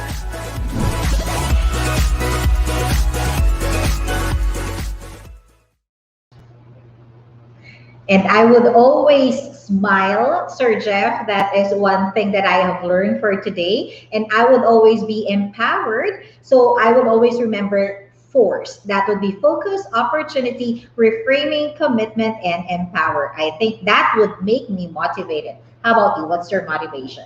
Yes, it's actually more on someone who's going to inspire us. Definitely our family, and as well as loving ourselves. So give us more focus on the things that we need to do, because nevertheless, we know that opportunities will come and we have to grab those moments. That's actually true. Just like today, we are grabbing this opportunity, seizing the day, as we always know. So what's up? Yes, so for now, we're going to give you the evaluation link for our speaker, Mr. Mark Lester D. Toribio. So get ready with your cameras, scan the QR code, and as well as the link so you can evaluate our speaker. And his topic is about Motivation 101, learn how to keep yourself motivated. Okay. So screenshot, and don't forget, of course, click the link if you haven't screenshot. Okay, and then of course evaluate our speaker. Again, that would be Mark Lester D. Toribio for the topic Motivation 101, learn how to keep yourself motivated. Yes, and let us keep the ball rolling. We'll now proceed with our next speaker, Ms. Pam. Our next speaker is one of the EdTech specialists detailed in the Department of Education Central Office, ICTS-EDU, with Microsoft Team episodes in Tech Talks and Meet Tech Talks. game-based learning, and a volunteer Itolay tutor. She is a Master Teacher 1 in Science and Technology Education Center in Lapu-Lapu City Division, Region 7. And she actually has a heart in training students at her and her peers, founded in growth, mindset, and empathy. She champions innovation in the art of teaching and learning through positive, productive, and responsible use of ICT in reaching her learners, aspiring teachers, and fellow educators online amidst pandemic and technology challenges.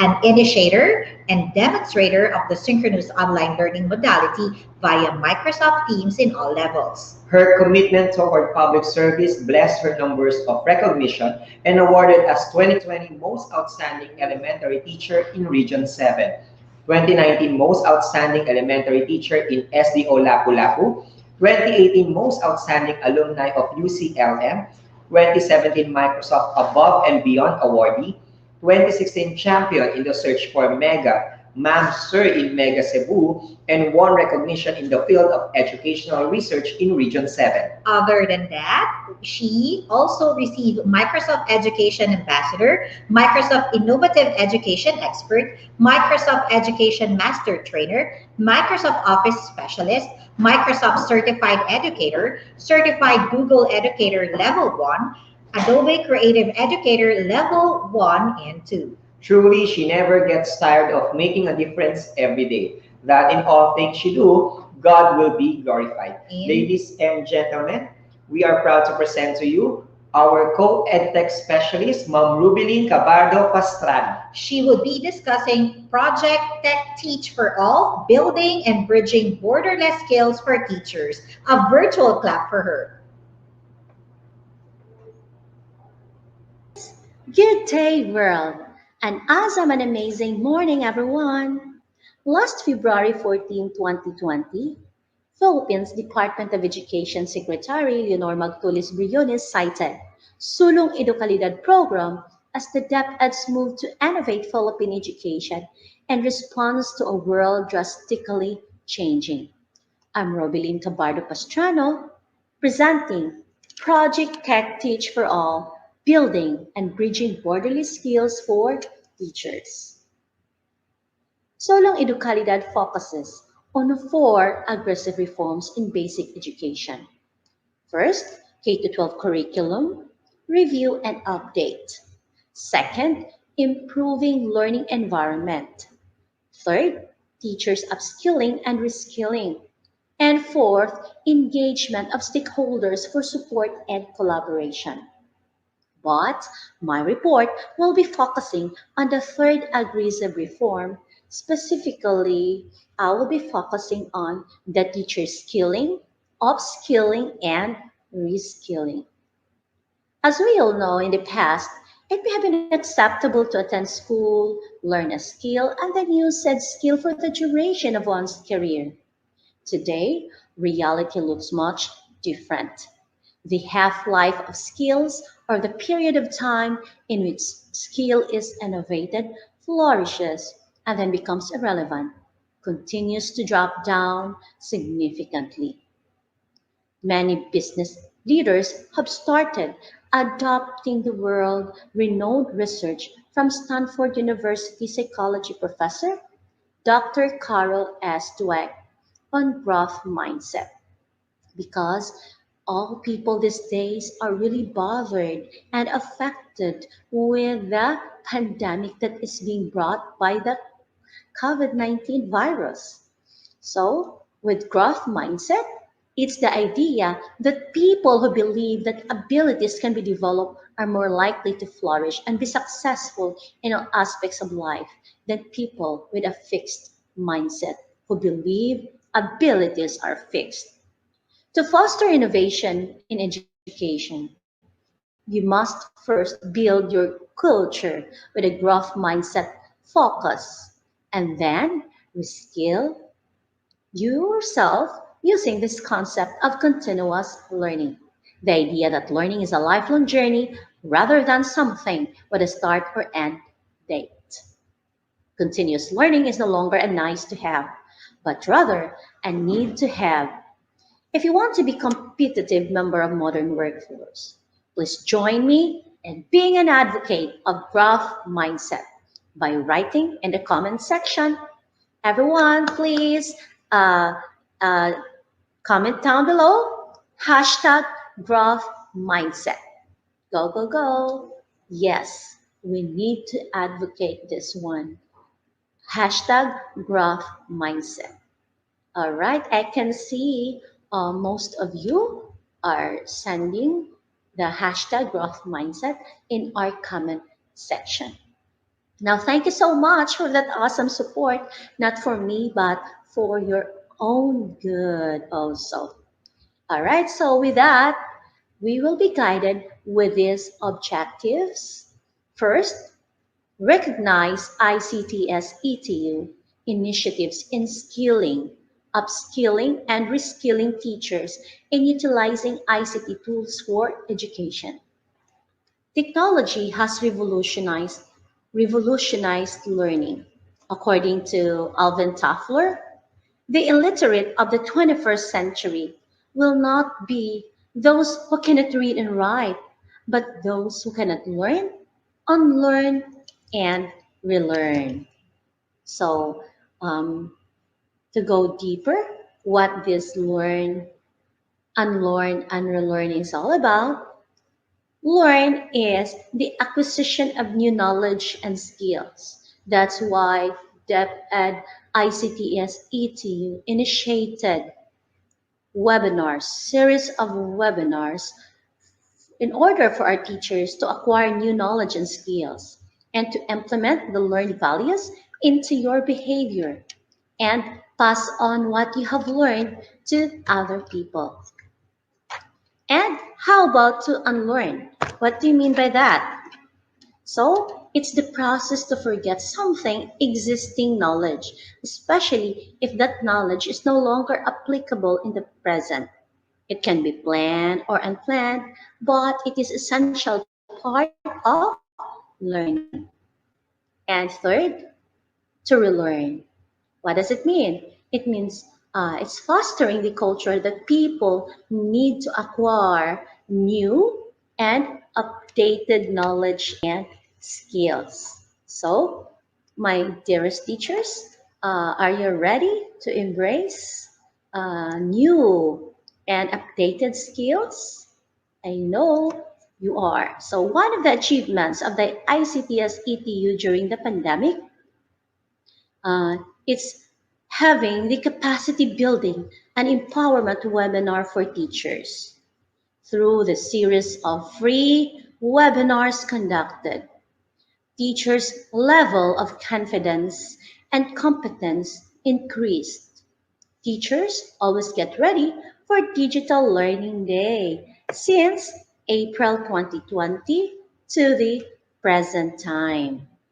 So, under the leadership of the ICTS Director for Abram YC Abanil, EdTech Head Mark Anthony C., and all the programs lead in OER, Microsoft, Google, LMS, and others. So one of the achievements of the ICTS is this capacity building and empowerment webinar for teachers or training for teachers. So yes, I would like to emphasize this. All the webinars conducted are free. And this is to build and bridge borderless ICT skills. And of course, this is the backbone of the blended learning program of the Department of Education. Gone are the days that DepEd teachers need to pay thousands just to attend capacity building and empowerment trainings. Project That Teach is my term for the ICTS-EdTech free training for teachers or capacity building. But along that different programs, there are challenges. Now, what are these challenges? First, we have this fixed mindset. The fixed mindset is the most common and most harmful. So it's worth understanding and considering how it's affecting you. For example, in a fixed mindset, you believe that, oh, I'm a natural born singer, or I'm a natural born good in ICT. Is there a thing like that? Or I'm no good at dancing. But in growth mindset, you believe anyone can be good at anything if you are willing to learn. Teachers, we cannot teach what we don't know, and of course, we cannot share what we don't have. That's why it's a need to equip ourselves. And aside from fixed mindset, internet connection is one of the challenge. Devices and the power interruption in some places, or no electricity available in that area. And engaging your learner sometimes is very challenging. And I am so grateful because amidst the pandemic, there are some teachers who go beyond, who go an extra mile just to attend webinars to equip themselves. That's why they are very willing to sacrifice by making a tent on using their cell phones, and there they attend webinar, series of webinars. So I salute you, my dearest teachers, because you have growth mindset. ICTS-EdTech unit accomplished and managed to train teachers virtually since April 2020 up to the present. So these are the following: open educational resource program, like basic level, advanced level, proficiency level, or even transformational stage. Another topic was about Microsoft Office 365 and Microsoft certification for teachers, Google Workspace for education, and Google for certification. We have also 3D development, Canva for beginners and graphic design, Photoshop for beginners, capacity building of teachers in the new normal classroom, parenting tips for the new normal classroom, educational apps, and virtual in-service training for all teachers. And this was the first ever in the history of the Department of Education. But now, this is the current events, and we call it hashtag Saturday Habits. So if you are with us every Saturday, please comment down below in the chat box, hashtag Saturday Habits. So those who are joining the Tech Talks in the morning or my Tech Talk in the afternoon since February until the present time, I know some have attended our webinars every Saturday from 9 o'clock in the morning until 12 noon for Tech Talks, and 1 o'clock in the afternoon until 5 o'clock for my Tech Talk.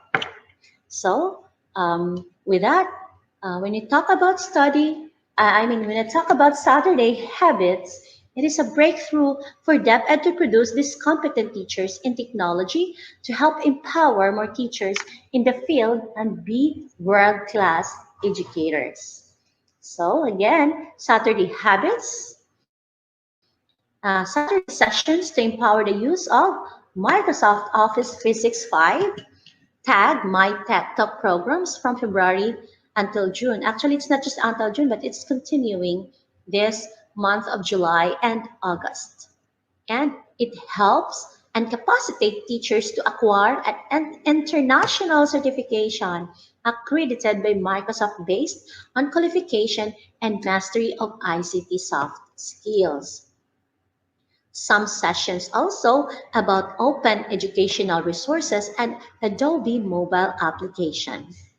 And there was also session for script writing and instructional video development. So there are a lot of things that Saturday Habits have been offering to our educators.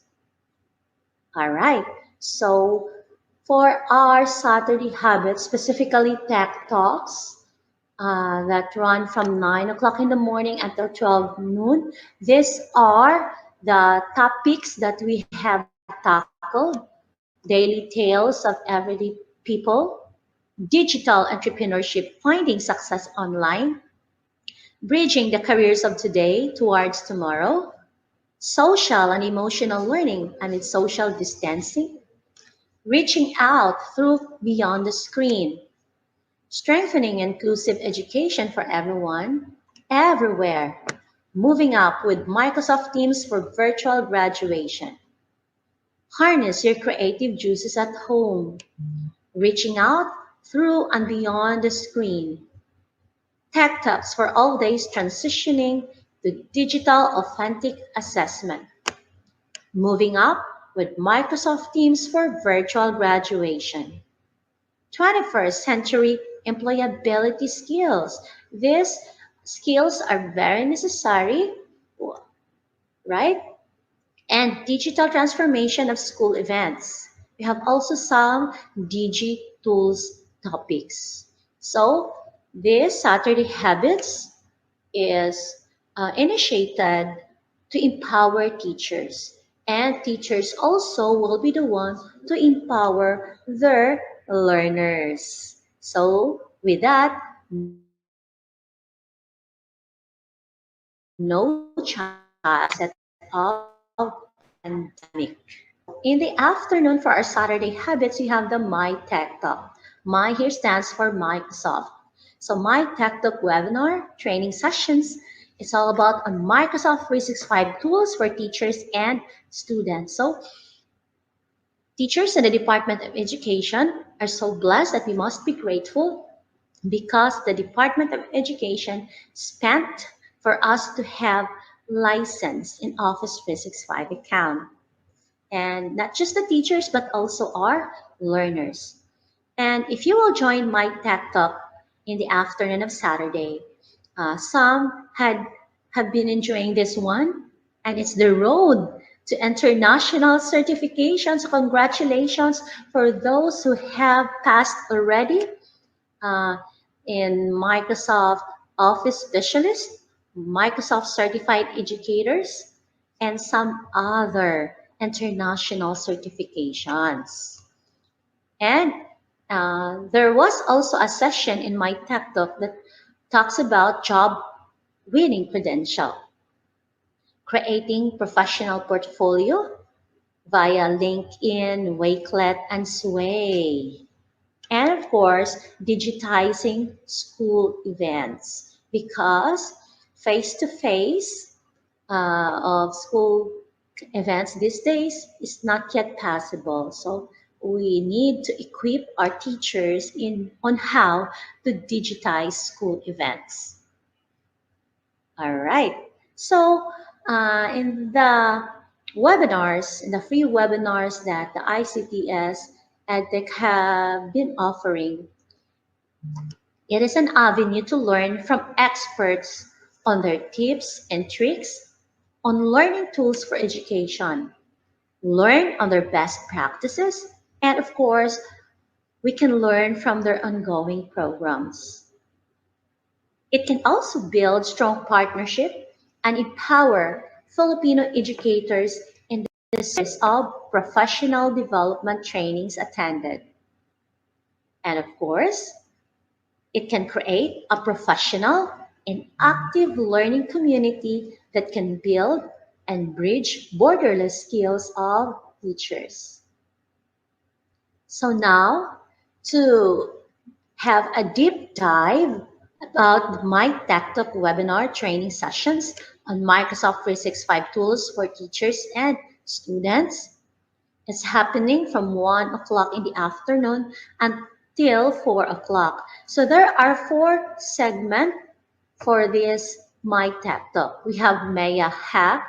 By the way, Maya stands for Microsoft Education Ambassador. So all the Microsoft Education Ambassadors in the Philippines, over 1,500 teachers are involved with this. All right, so with that, that's the first segment. Uh, Maya, who will give tips and tricks, or it's like we call it Maya Hack. Another segment is Maya Hotline, in which the Microsoft Education Ambassadors were going to answer the queries of our participants. So they will answer all the queries live. Yes. And third segment is the Maya report. So when we talk about Maya report, the Microsoft Education Ambassador will basically report on his or her trainings conducted, or he or she will talk about his or her journey as Microsoft Education Ambassador. And the last segment, but this is the most awaited part of the episode, Saturday episodes. Yes, we call it Maya Quiz. So it's just like having a classroom setting discussion when a teacher discuss something and there's a question and answer portion. And of course, at the end of the lesson, there's always a formative test. That's how Maya Quiz is presented in this program. And this is one of the impacts. So we recognize Maya Quiz winners. So what did we do? So, for example, for the month of April, there are 4 Saturdays. So we will be, we will total, or we will sum up the points of the top 10 in each episode. Then we will consolidate all the points or all the scores of the participants. Then we can come up with the top 10. For month of April, we only have top 8. But for the month of May, these are the lucky winners for our Maya quiz. Congratulations! I know those who are listed here were given certificates, not just certificates, but you were also given vouchers, free vouchers for certification. Some have taken Microsoft Certified Educator voucher, and some had that Microsoft Office Specialist. And congratulations, because I know you passed. I salute you all. And here's a living proof. And congratulations to Sir Aryan Idoliantes. Okay, so this is an appreciation post of Sir Aryan. All right, so he got the free voucher of being a Microsoft Office specialist because the Audantis Technologies gave a prize to him as the top one, or the rank one, for the Maya quiz. And Sir Aryan did it. So he's now a certified Microsoft Office specialist. Another, we also recognize best output. Okay, of course, in our series of webinars, especially in Saturday Habits, we are output based. All right, so we need to have a proof, we need to do some outputs also, and at the end of the month, you need to submit your portfolio. So in the month of May, these are the top 10 best Wakelet output. All right, congratulations to all of you. And I know you also received a prize. Okay. And these are some samples of the best portfolio. Okay, congratulations to all of you. We have here your awesome outputs. That's why you won. And another entries are here. All right. So once again, congratulations. And we appreciate your effort truly because you showed that you are having that growth mindset.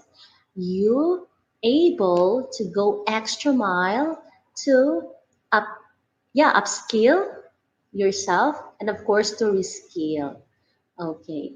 Then here, we will be listening a testimony from our avid participant.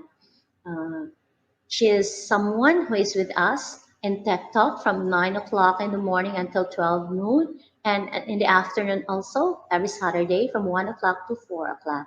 Please listen this video. Hello, I am Ma'am Lina Maiso from the Division of Lapu-Lapu City. Specifically, I am a school principal too of Marigondo National High School Senior High Department.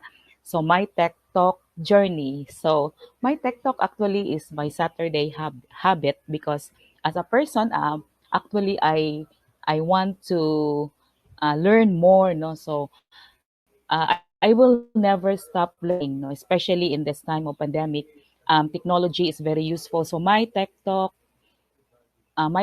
topic are very useful for me and helpful as a school head because it can really help me to enhance my knowledge, not only my knowledge in technology, but any other sharings done during Saturday. So I learned a lot from it. So thank you very much, DepEd EdTech unit, for having this program every Saturday because while washing clothes, I was also learning at the same time. And my learning never stops only with me or here, but I am sharing it to my teachers, no? And I am using it actually because I am now starting to have paperless using all the learnings that I learned from the topics every Saturday. So I am really a top fan of my Tech Talk. So thank you very much. So uh, to all of you out there. So never stop learning. Always learn, learn, and learn, and share also your learning to others. Yes, thank you so much for that, Ma'am Lina. According to Ma'am Lina, let's not stop learning. Let's keep learn, and learn. And we have here another things that is an awesome part in my Tech Talk because we also recognize Maya of the Month. So congratulations, we have here the model, Sir Noel S. Riganit. And also, we also choose participant of the month in the month of April in the person of Mark Edward A. Lugo. So, of course, we need to recognize people who contributed excellent work or excellent contribution. So, they deserve these recognitions, Mayor of the Month and Participant of the Month. So why there's a need to build and bridge borderless skills for teachers? Why? This is to gain proper knowledge and skills about different application tools and software to use it effectively in different learning delivery modalities. That includes distance learning and some appropriate learning setup. So now, if you will assess yourself through the months that we are suffering this unusual thing because we can't see each other often, right? So we are learning through series of webinars. So out of those webinars that you have attended, can you answer this question? What is the level of your confidence and competence in using ICT in education? So in the levels of ICT use in education, there are 4 levels. First, survival level. Second, mastery level. Third, impact level. Or fourth, innovation level. At what level are you in? So I will help you assess yourself by watching this. Okay? So If you say, I'm not sure on what to do, or I'm scared of using ICT devices, or I think I should use this in lessons, but I'm not sure how. So if you say these statements, you're still in survival level. Now, if you say, I have received training, I have practiced with applications, I have tried it in lessons with success, and I'm feeling more confident to use. So you're now in mastery level. But if you say, my learners and I are using the ICT effectively and efficiently, or ICT is embedded in my lessons and planning where appropriate. So you have that impact level of confidence and competence. But if you say ICT use is pervasive, I am digitally literate as I am with pedagogy and subject knowledge. And if you say I innovate and I share, wow, congratulations, you're having the innovation level of confidence and competence in using ICT in education. So this time, please comment down your level of confidence and competence. You can comment survival level, mastery level, impact level, or innovation level. And Saturday Habits team is here. We have here my team every Saturday, especially for Microsoft team. Yes, and our team have also milestones like partnership, social media presence, and Tech Talks, My Tech Talks, and certifications are really milestones that we cherished. So we are so grateful for most to our partners, namely Microsoft Education Philippines, Adantes Technologies Incorporated, and Line Learning and Development Solutions. So these people behind these agencies are very supportive in our Saturday habits.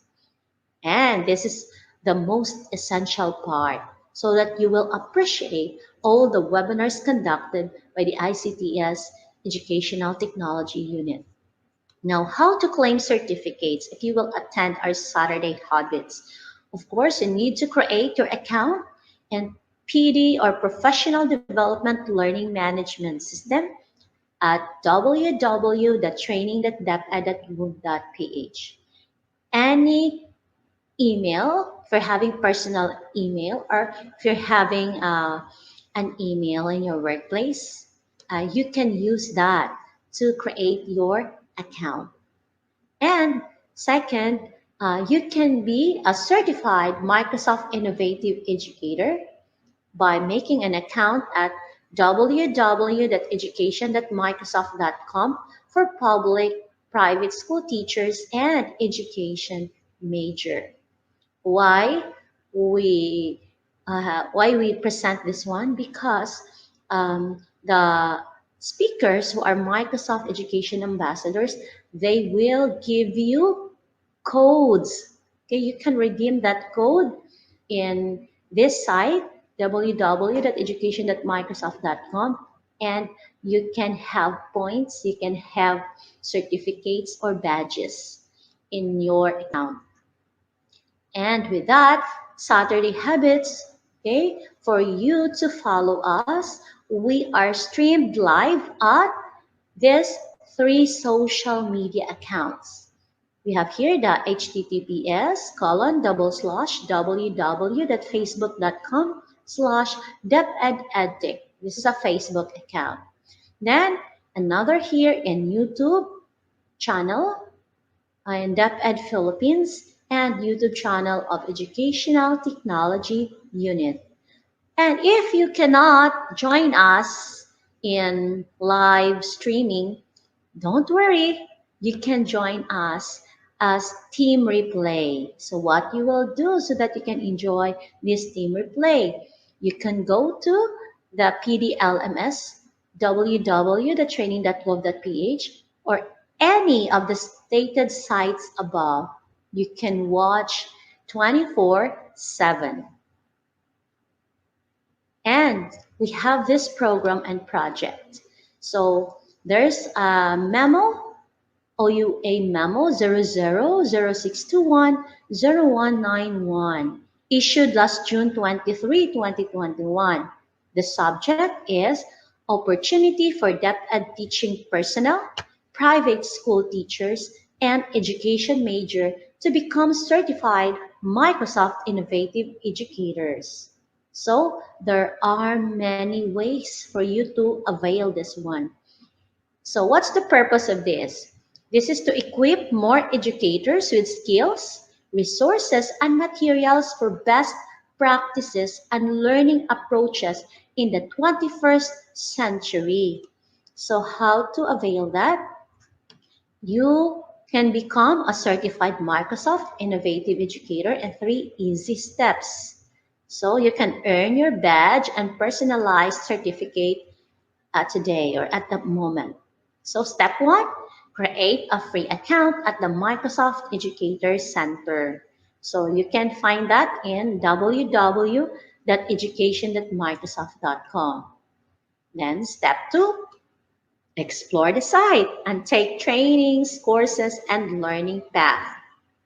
So passing assessment awards you with digital certificate. Then courses help you earn points and badges in the website. So please explore this one so that you can enjoy learning.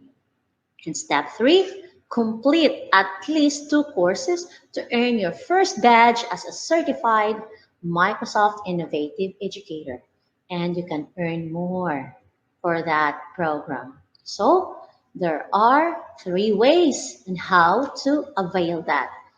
First, you can join in a synchronous session by attending live session of Tech Talks and My Tech Talks every Saturday and redeem the code at education.microsoft.com to be announced by the trainers. Then, you can also avail it in an asynchronous way by enrolling in the Professional Development Learning Management System at training.deped.gov.ph and access the Microsoft training course. Or you can also have self-study. This is to actively take courses and finish assessments at education.microsoft.com. So after earning the first 1,000 points, the participant will automatically be awarded with a certified Microsoft Innovative Educator status. And more with Saturday habits in the month of July and August. This is something that we can look forward. Okay, it's game-based learning featuring Minecraft Education Edition. We can play, build, and learn, and other gamification platforms for teachers and learners. So in these topics, you can utilize more your Office 365 accounts. And of course, in the morning in Tech Talks, it's showcasing of students' project-based learning, innovation, and performance tasks for teachers and learners. So you will be witnessing Team Pasig, Team Tagum, Team Zambales, and Team Leyte. So I invite you all to join us every Saturday for the month of July and August. And let me end my session with this Bible text in Colossians chapter 3, verse 13. And whatsoever you do in word or deed, do all in the name of the Lord Jesus, giving thanks to God and the Father by him. Be that difference that you can. Have a great day and thank you so much everyone for listening.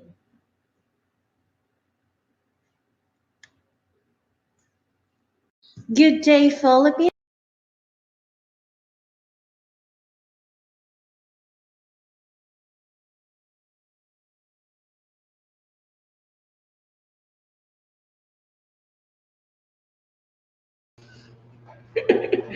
So again, thank you, Ma'am Rubeline, for sharing that wonderful topic for everybody. And I guess a lot of us learned from that topic. I myself was listening a while ago, and I was like thinking that it's truly that teachers have the skills. We all just need to foster them, and we just need to build them more and believe in ourselves that these skills would be able to help us along the way.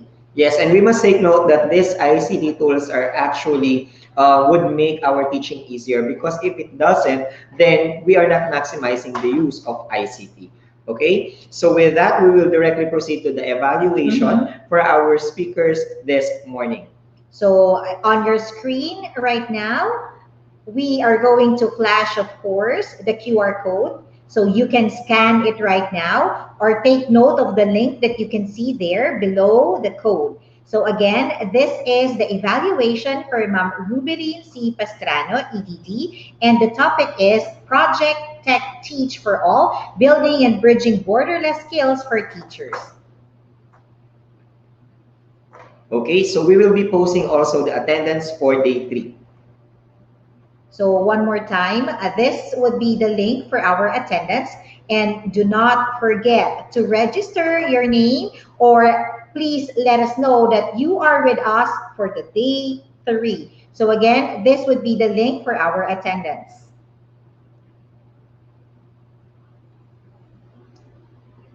Okay. All right, this would be the code or the link for our attendance. So we would like to know that you are still with us. So please do not forget to register your name in our attendance. Okay, and don't forget to post your selfies or screenshots of the webinar for today using our hashtag, that is hashtag ETUX GenTEFL 2021 Day 3. We don't have our selfie yet. Yes, later. All right, so maybe we're going to be posting our own selfies as well with the hashtag. So do not forget that. Share this good news to everybody. So what's in store? Okay, so keep on tuning in and please watch this short video.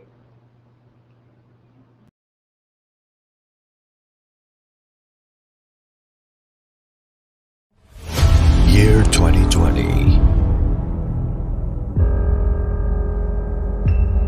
You started to defy limits. Ating tuklasin, obra, lagi mong gamitin ang iyong isip at kilos loob. Proving that education knows no boundaries. Bringing knowledge to every part of the country. May kulang ba sa akin? May mali ba sa akin? Pangit ba ako? Magbasa, magsulat, makinig at maghaya. This 2021, as we come to a year of DepEd TV, of turning dreams into reality, of courage to initiate and innovate, of passion that goes beyond tradition. We proudly present the first ever DepEd TV Awards. Outstanding Teacher Broadcaster Awards.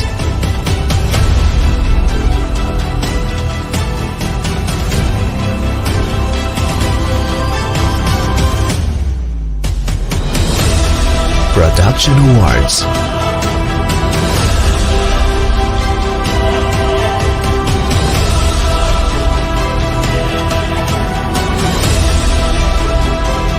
Special Awards.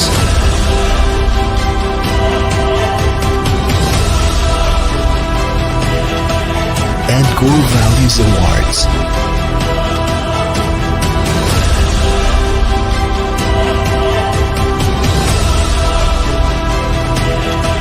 A night of excellence and gratitude. This is DepEd TV Awards, coming in August 2021.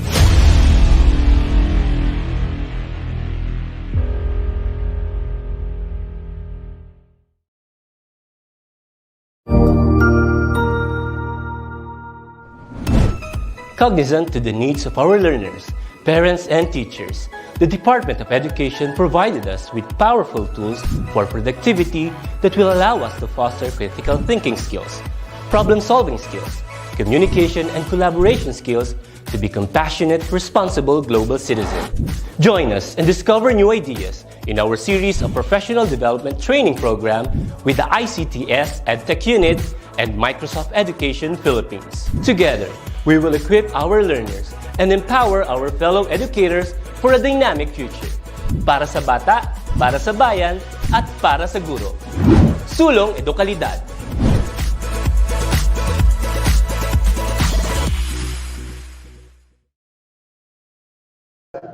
Okay, and our first half is not yet done because we still have one more store for you guys.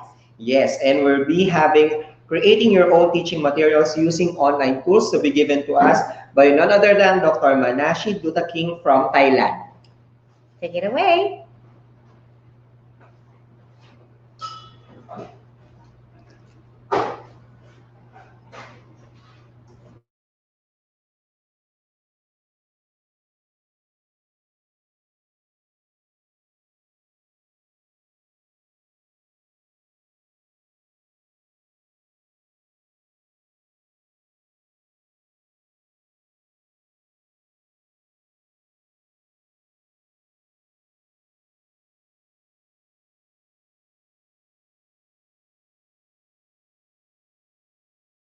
Hello everyone, my name is Manashi Kugoidatta and I'm presenting from Thailand.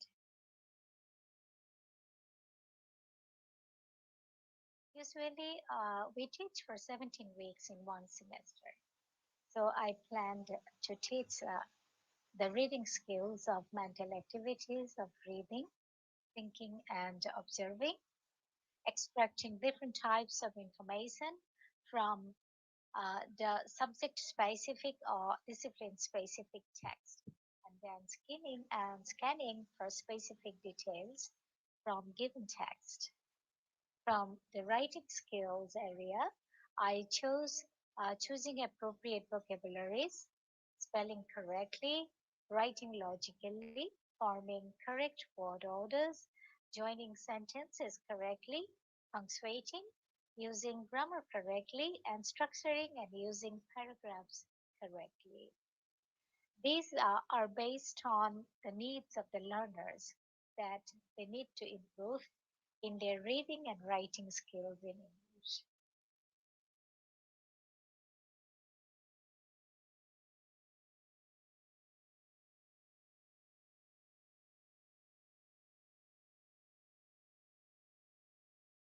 This was not just a self-regulated learning experience by the students, it was also a completely web-based learning experience for this group of students because there was no printed materials used for teaching, no additional handouts, no textbooks, only the information available on internet were used for teaching or for learning by these students.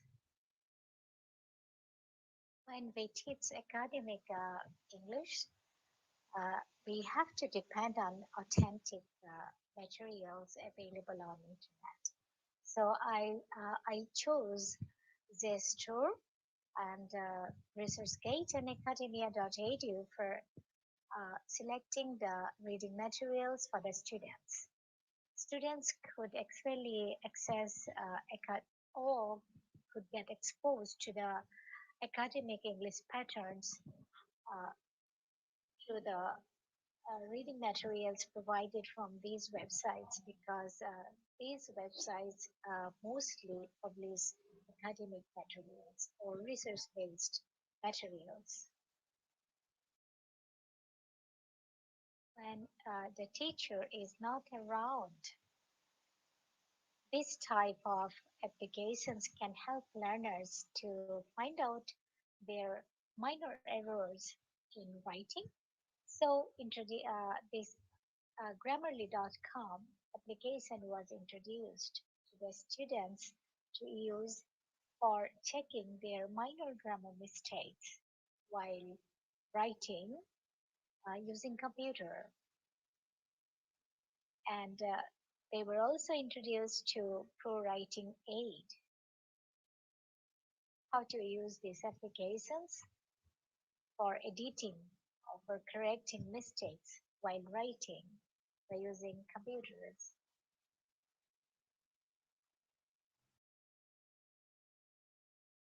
This is another application used by the students for paraphrasing. The students here use Google Translation for translating from Thai to English. So this kind of application for paraphrasing help the students to produce more accurate sentences. And the topic, as you can see, was on COVID-19 because this was happening after we were already moved into remote learning phase.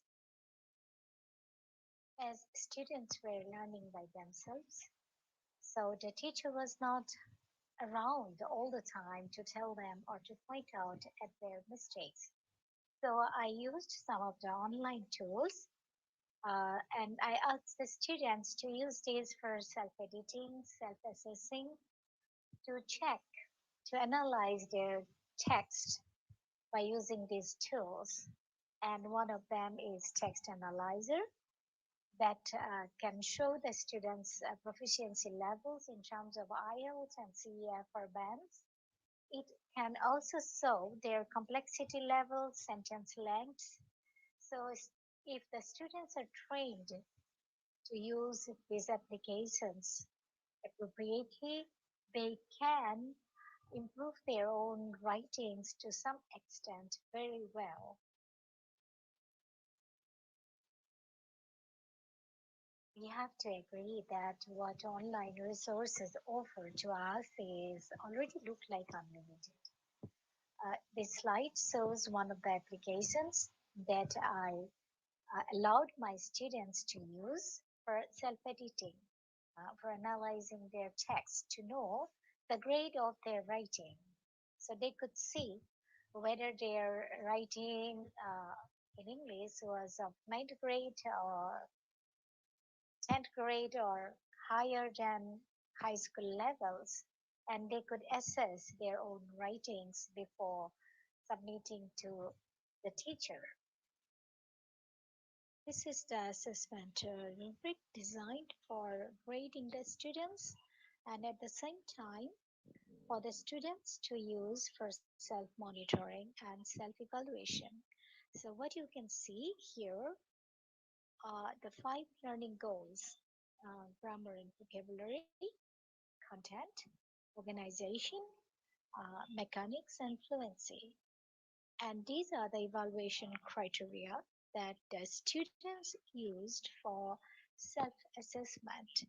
When students were assessing their own text, they had to do self-questioning. Have I checked my sentences for the correct use of tenses? Have I checked the use of first, second, and third persons correctly in my sentences? And each time they checked, they had to give score to their own writing or to the peers' writing. So this assessment rubric was used by the students for self-monitoring and self-evaluation, as well for self-correction, and the teacher used this for grading the students' writings. For improving their reading skills, students were introduced to different online tools for improving their reading speed. This is one of the tools that shows that students could select the level of reading according to their own choice or their capabilities. It shows a sample text with 2,201 words, and it could record the number of words that students could read per minute. And after reading, they had to answer questions on to reflect their understanding of the text. Okay, so what I have so far discussed or informed about are the tools used by the students for self-regulated learning, which are web-based. Now I come to the theoretical framework of the research that I have conducted. It shows the identified problem. The problem as identified is that low self-regulation or low learner autonomy can cause lower metacognition that can make learners use lower metacognitive strategies, and it can be one of the causes for low proficiency. So based on this study had planned a theoretical framework to design instructional materials for promoting self-regulation or learner autonomy by using instructional materials to involve learners in their thinking processes by using metacognitive language learning strategies to improve L2 writing. So the first step was to develop a model for teaching approach, self-regulated teaching learning approach of L2 writing. And the second stage was to develop a questionnaire or a language learning strategy inventory for the students that is L2 writing based or L2 writing focused.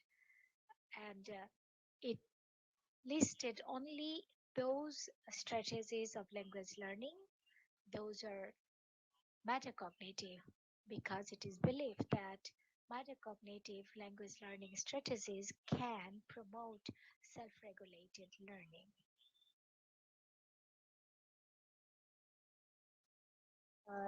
This describes the planning of instructional material designing. All the materials designed for this course were basically problem and genre based. And the instruments used for facilitating the learner's self-regulated and metacognitive learning strategies were basically to the cognitive involvement load induced on the learner's learning processes that could develop knowledge about the learning strategies, and those were aimed to make the students to use the strategies to fend for and to treat errors. As the materials were designed as problem and genre based, so when the students start a new task, they start with executing planning and organization of the task. Then the questionnaires or the activities that the students are provided with make the students think or help them to generate ideas. And then the assessment rubrics could engage the students in self-monitoring and self-evaluation. And in this process, when they needed help, they could seek help from online learning resources, and they could set goals because they were also involved in self-assessment, and the goal could be a particular grade or level at the IELTS or CEFR bands. This slide shows videos submitted by the students while reading text to measure their reading speed, and at the same time to answer questions to reflect on whether they could improve their comprehension, also along with improving their reading speed by using the online tools to improve reading. And this was happening during the working from home time while they were doing remote learning under the lockdown period. And these This was my first experience to let students use online tools to improve reading speed and to check their comprehension as well by using online tools. And since they could measure the speed of their own reading, they were trying to improve. So marginally, even though marginally, many of them could improve their reading speed at the same time, practicing comprehension also to be faster than before. So technology can help in learning as well. Slide shows the students' verbal report through interview. The students were asked to comment on or compare two drafts written by them and then needed to comment on the quality and on their techniques of writing and strategies used for writing the two drafts. So student A said about the first draft as not good and used basic vocabulary in the first draft. He said that he forgot to punctuate with full stop always and didn't plan the first draft. But in the second draft, he says he planned to read and edit, and he knew the mistakes in the second draft and used higher vocabularies and language in the second draft. Remembered to put full stop to you at the end to use and used conjunction to continue to the next sentence and sentence structure and to be able to write sentences logically with coherence and cohesion was one of the area for one of the evaluation criteria as well and one of the area of self-evaluation and self-monitoring for errors. But the student said he didn't feel much stressful. Student B said that he used free writing. Free writing probably is what he means is that he didn't plan. It was just free writing. Just wrote whatever came to mind, but didn't think about tense and how to write, etc. But for the second draft, the student says that it made me think and understand what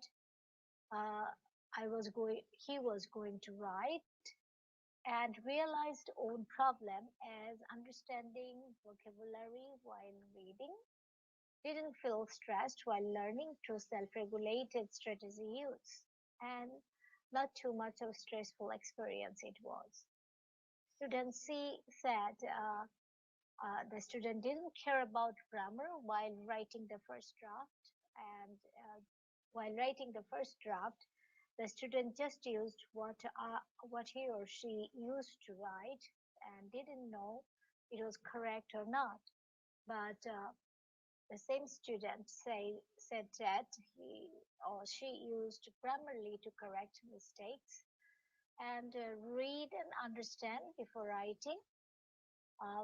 Before writing the second draft, thought how to use tense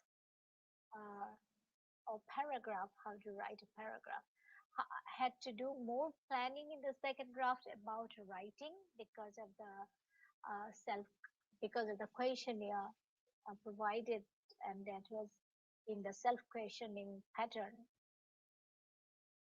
And then C again says that he or she had to do more planning about writing more than the first draft, but it was not much stressful experience. Student D said not concluded the first draft, but added conclusion in the second draft. That is about organization of a piece of writing. And just write the first draft, but the second draft read carefully and changed sentences. And for the first draft, the student D said, no conclusion, just small detail, not written all. But for the second draft, he or she checked with Grammarly and wrote more detail. The first draft, according to the student, was hard to understand, but the second draft was easy to understand. It had correct meaning according to him or her, and he could easily write the detail and conclusion and everything because of questionnaire used for self-monitoring and self-evaluation, and not that stressful experience. And also confirms about reading carefully before writing. And student E said that the student E didn't use strategy while writing the first draft, but for the second draft learned how to use strategies to write. They didn't check for editing, but for the second draft, he rechecked the mistakes and tried to take help from internet to correct the mistakes by himself or herself. So the actions that the students had taken for the second draft were actually happening, or the task or the instructions given to them were demanding these actions from the students to take. So that is why they were checking, they were doing what they were not doing in the first draft. And it was also self-regulated learning or self-learning without the teacher.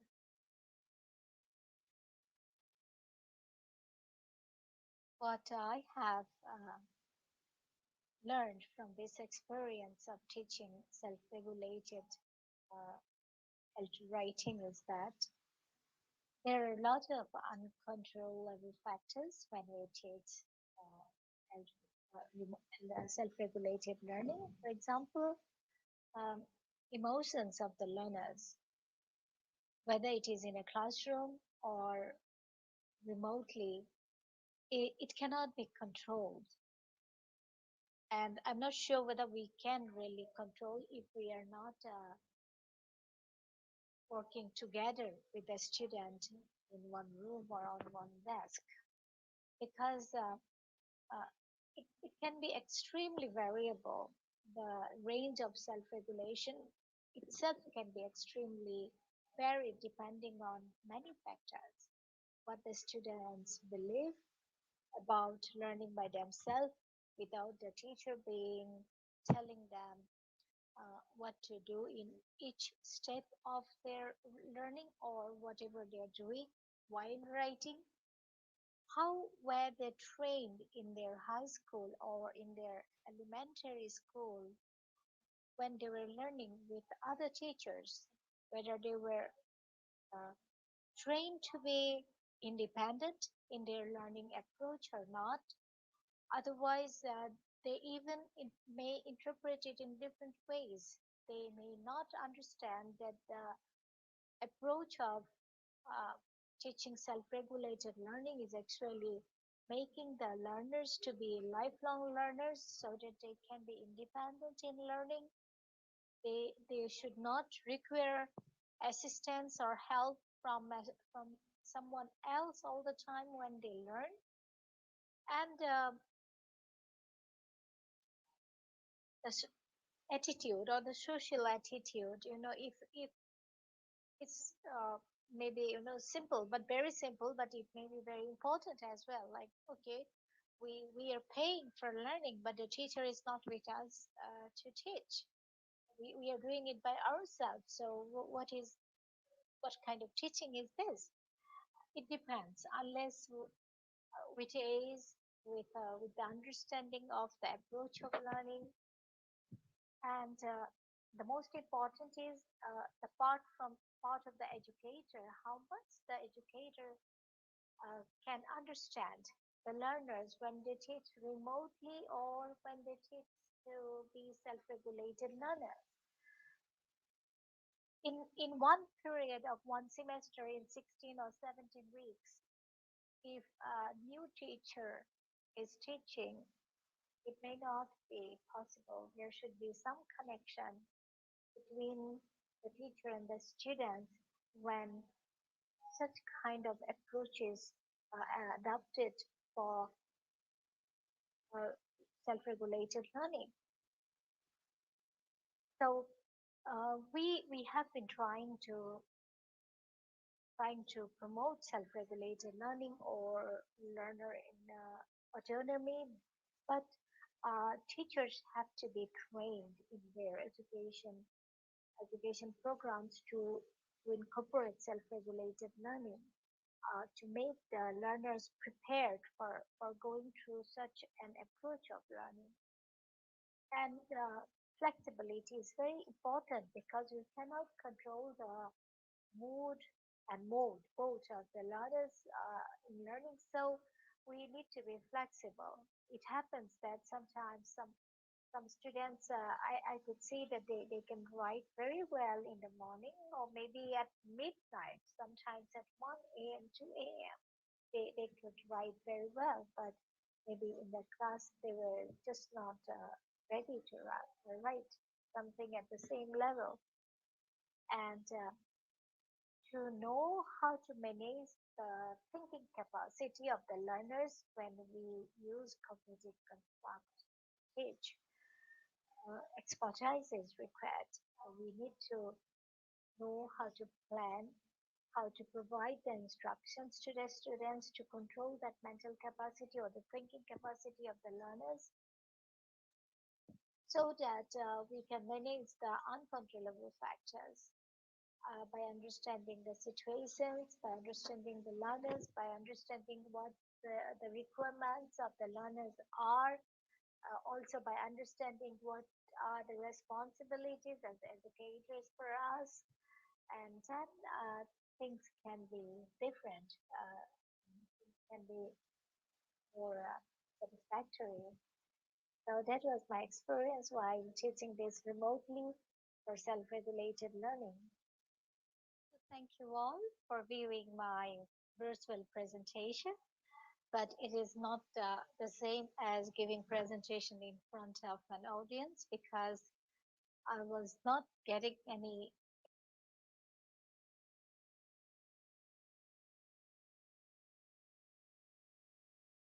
Right. So thank you so much, Dr. Manashi Duda King, for that wonderful presentation. Some of you might have gotten some tips about how to create your own teaching materials using the online tools. And I think with what's happening in our education system nowadays, it would really be very, very helpful. What do you think, Jim? Yes, exactly, Ms. Pam. And we know that these online tools, like for example, what is explained yesterday with Sir Sherwin Lomeda, it's about open educational resources. We here at the EdTech, we advocate to bridge the curriculum and technology. So we are actually looking for online tools and as well as offline tools that we can provide to our teachers so that they can make teaching more fun and engaging for their students. Yes, so we need to encourage our students to think far and beyond what they have right now so that they would really understand that even if we are learning online, yes, okay, we still have a lot to get from it. And with that, we're going to be flashing, of course, our link and our QR code for the evaluation for Dr. Manashi Duta King of Thailand. So there you have it. Again, screenshot or scan the code or take note of our link. Again, this is for Dr. Manashi Duda King for the topic creating your own teaching materials using online tools. Yes, and also we will be flashing the evaluation links for our previous speakers. Of course, that would be Sir Mark Lesser Toribio and Ma'am Rubilin Pastrana. So again, take note, you can scan or screenshot the QR codes. Of course, the first one that you're seeing on your screen right now is for Sir Mark Lester D. to review again for the topic Motivation 101, learn how to keep yourself motivated. You have an option for the QR code or the link. Okay, and here's the evaluation link for Dr. Rubilin Pastrana. And her topic is about Project Tech Teach for All. So building and bridging borderless skills for teachers. And please don't forget to include our hashtag ETUXGenTFL 2021 daily on your posts on your social media accounts. And we had our selfie a while ago, and we're going to be posting that so that we're going to be included when these hashtags would be searched all over the internet starting today. And with that, we would also like to encourage everybody, or remind everybody, of course, of our attendance. And here is our link once again.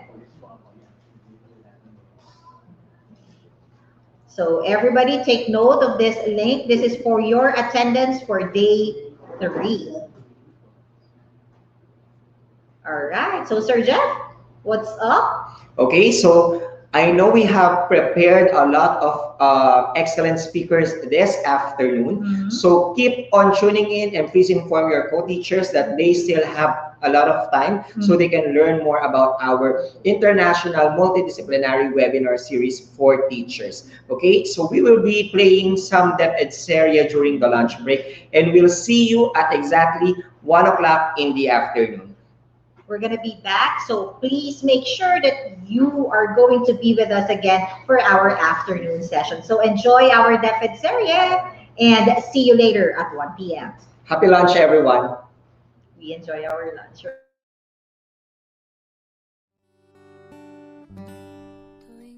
Ikaw ang una kong pag-ibig. At hanggang ngayon, sa'yo ko bumabalik. Ikaw ang pumupuno sa puso ko't isip. Mga salita mo ang dahilan ng pagkasabik. Nananabik, bumabalik.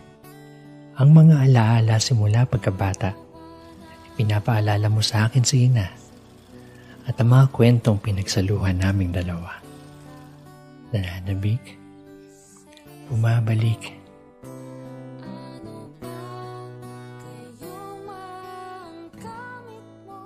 Sapagkat nasa iyo ang bantas sa dulo ng mga pangungusap. Ikaw ang aking pahinga, ang paglaya sa emosyong gustong kumawala, mula sa mga tanong, sa padamdam, paghinto. Sa pagpapatuloy, paninigurado at mga bakasiguro. Kaya sa pagkakataong ito, gusto kitang yakaping muli. Miss? Gusto ko ulit maramdaman kung paano tayo nagsimula. Gusto kong balikan ang unang salita. May I borrow that book? This one? Oo. Sana. Sure. Unang talata. Unang kabanata. Sapagkat ikaw ang una kong pag-ibig. Sa'yo ko unang naramdaman ang pagkasabik. Good morning, learners! Welcome to DepEd TV. Are you excited to learn a new story? Nananabik. Umabalik.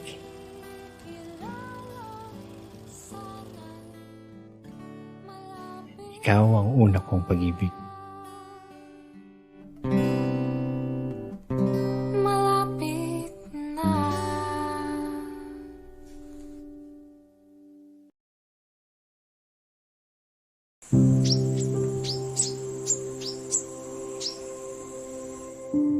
Naranasan ko ng maiwan. Hindi ko na mabilang kung ilang beses akong nakiusap hanggang sa maubos ang pangungusap. Naisip ko na ring sumuko dahil sa sunod-sunod na bagyo. Parang walang katapusan itong kalbaryo. Saan nga ba ako patungo?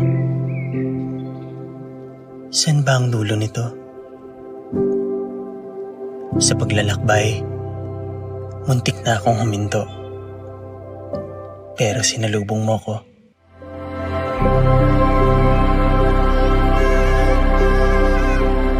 Bumungad sa akin yung mga mata mong gustong matuto. Ang mga kamay mong sabik sumulat. Ang mga labi mong nais bumigkas ng mga salitang nakakapawi ng pagod. Tinatalo mo itong lungkot at takot. Binibigyan mo ng sagot ang mga katanungan sa aking puso. Masampat, abi-abi, mga anak. Masampat pala, abi-abi, mo. Na sa dami ng alinlangan ko't tanong sa mundo, ito ang nag-iisang sigurado. Mahal ko ang pagtuturo. Ito ang nagbibigay buhay sa aking pagkatao. At ang mga pangarap nila, ang aking ligaya.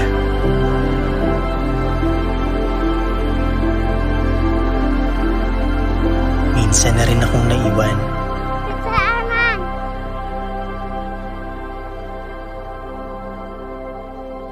Kaya't sisikapin kong hindi mo ito maranasan.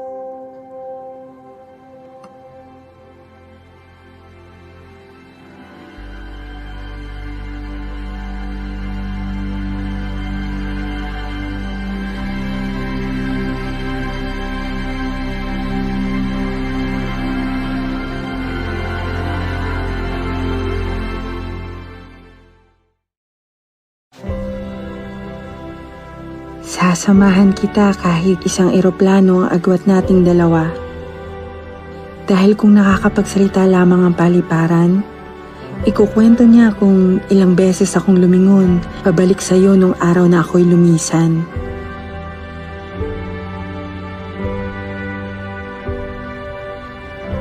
Papalubog ang araw noon at dahan-dahan lumulubog din ang puso ko sa kalungkutan.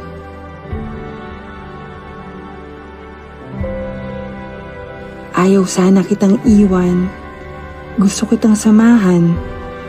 Sa mga umagang nagmamadali ka papasok sa eskwela. Gusto kitang damayan sa mga gabing nahihirapan ka sa matematika. Gusto kitang yakapin sa tuwing gusto mo nang sumuko dahil akala mo'y wala kang talento sa pagpinta. Ngunit anak, gusto kong ipaalam sa'yo na ikaw ang nagpinta ng buhay ko. Nang dumating ka, naging makulay ang mundo ko.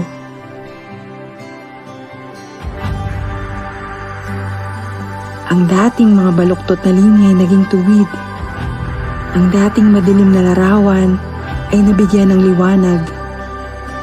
Kaya anak, gusto pa rin kitang samahan sa bawat mong karanasan, sa mga tagumpay at kabiguan.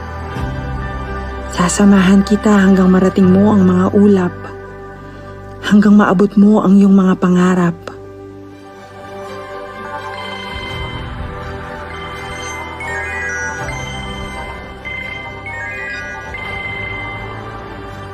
Hello, Ma? Hello, anak. Sorry, kakatapos lang ng trabaho ni Mama. Okay lang po, Ma. Kakatapos lang din naman po namin maglaro. Mukhang nandun ka ulit sa paborito mong lugar, ah. O sige, ready ka na ba?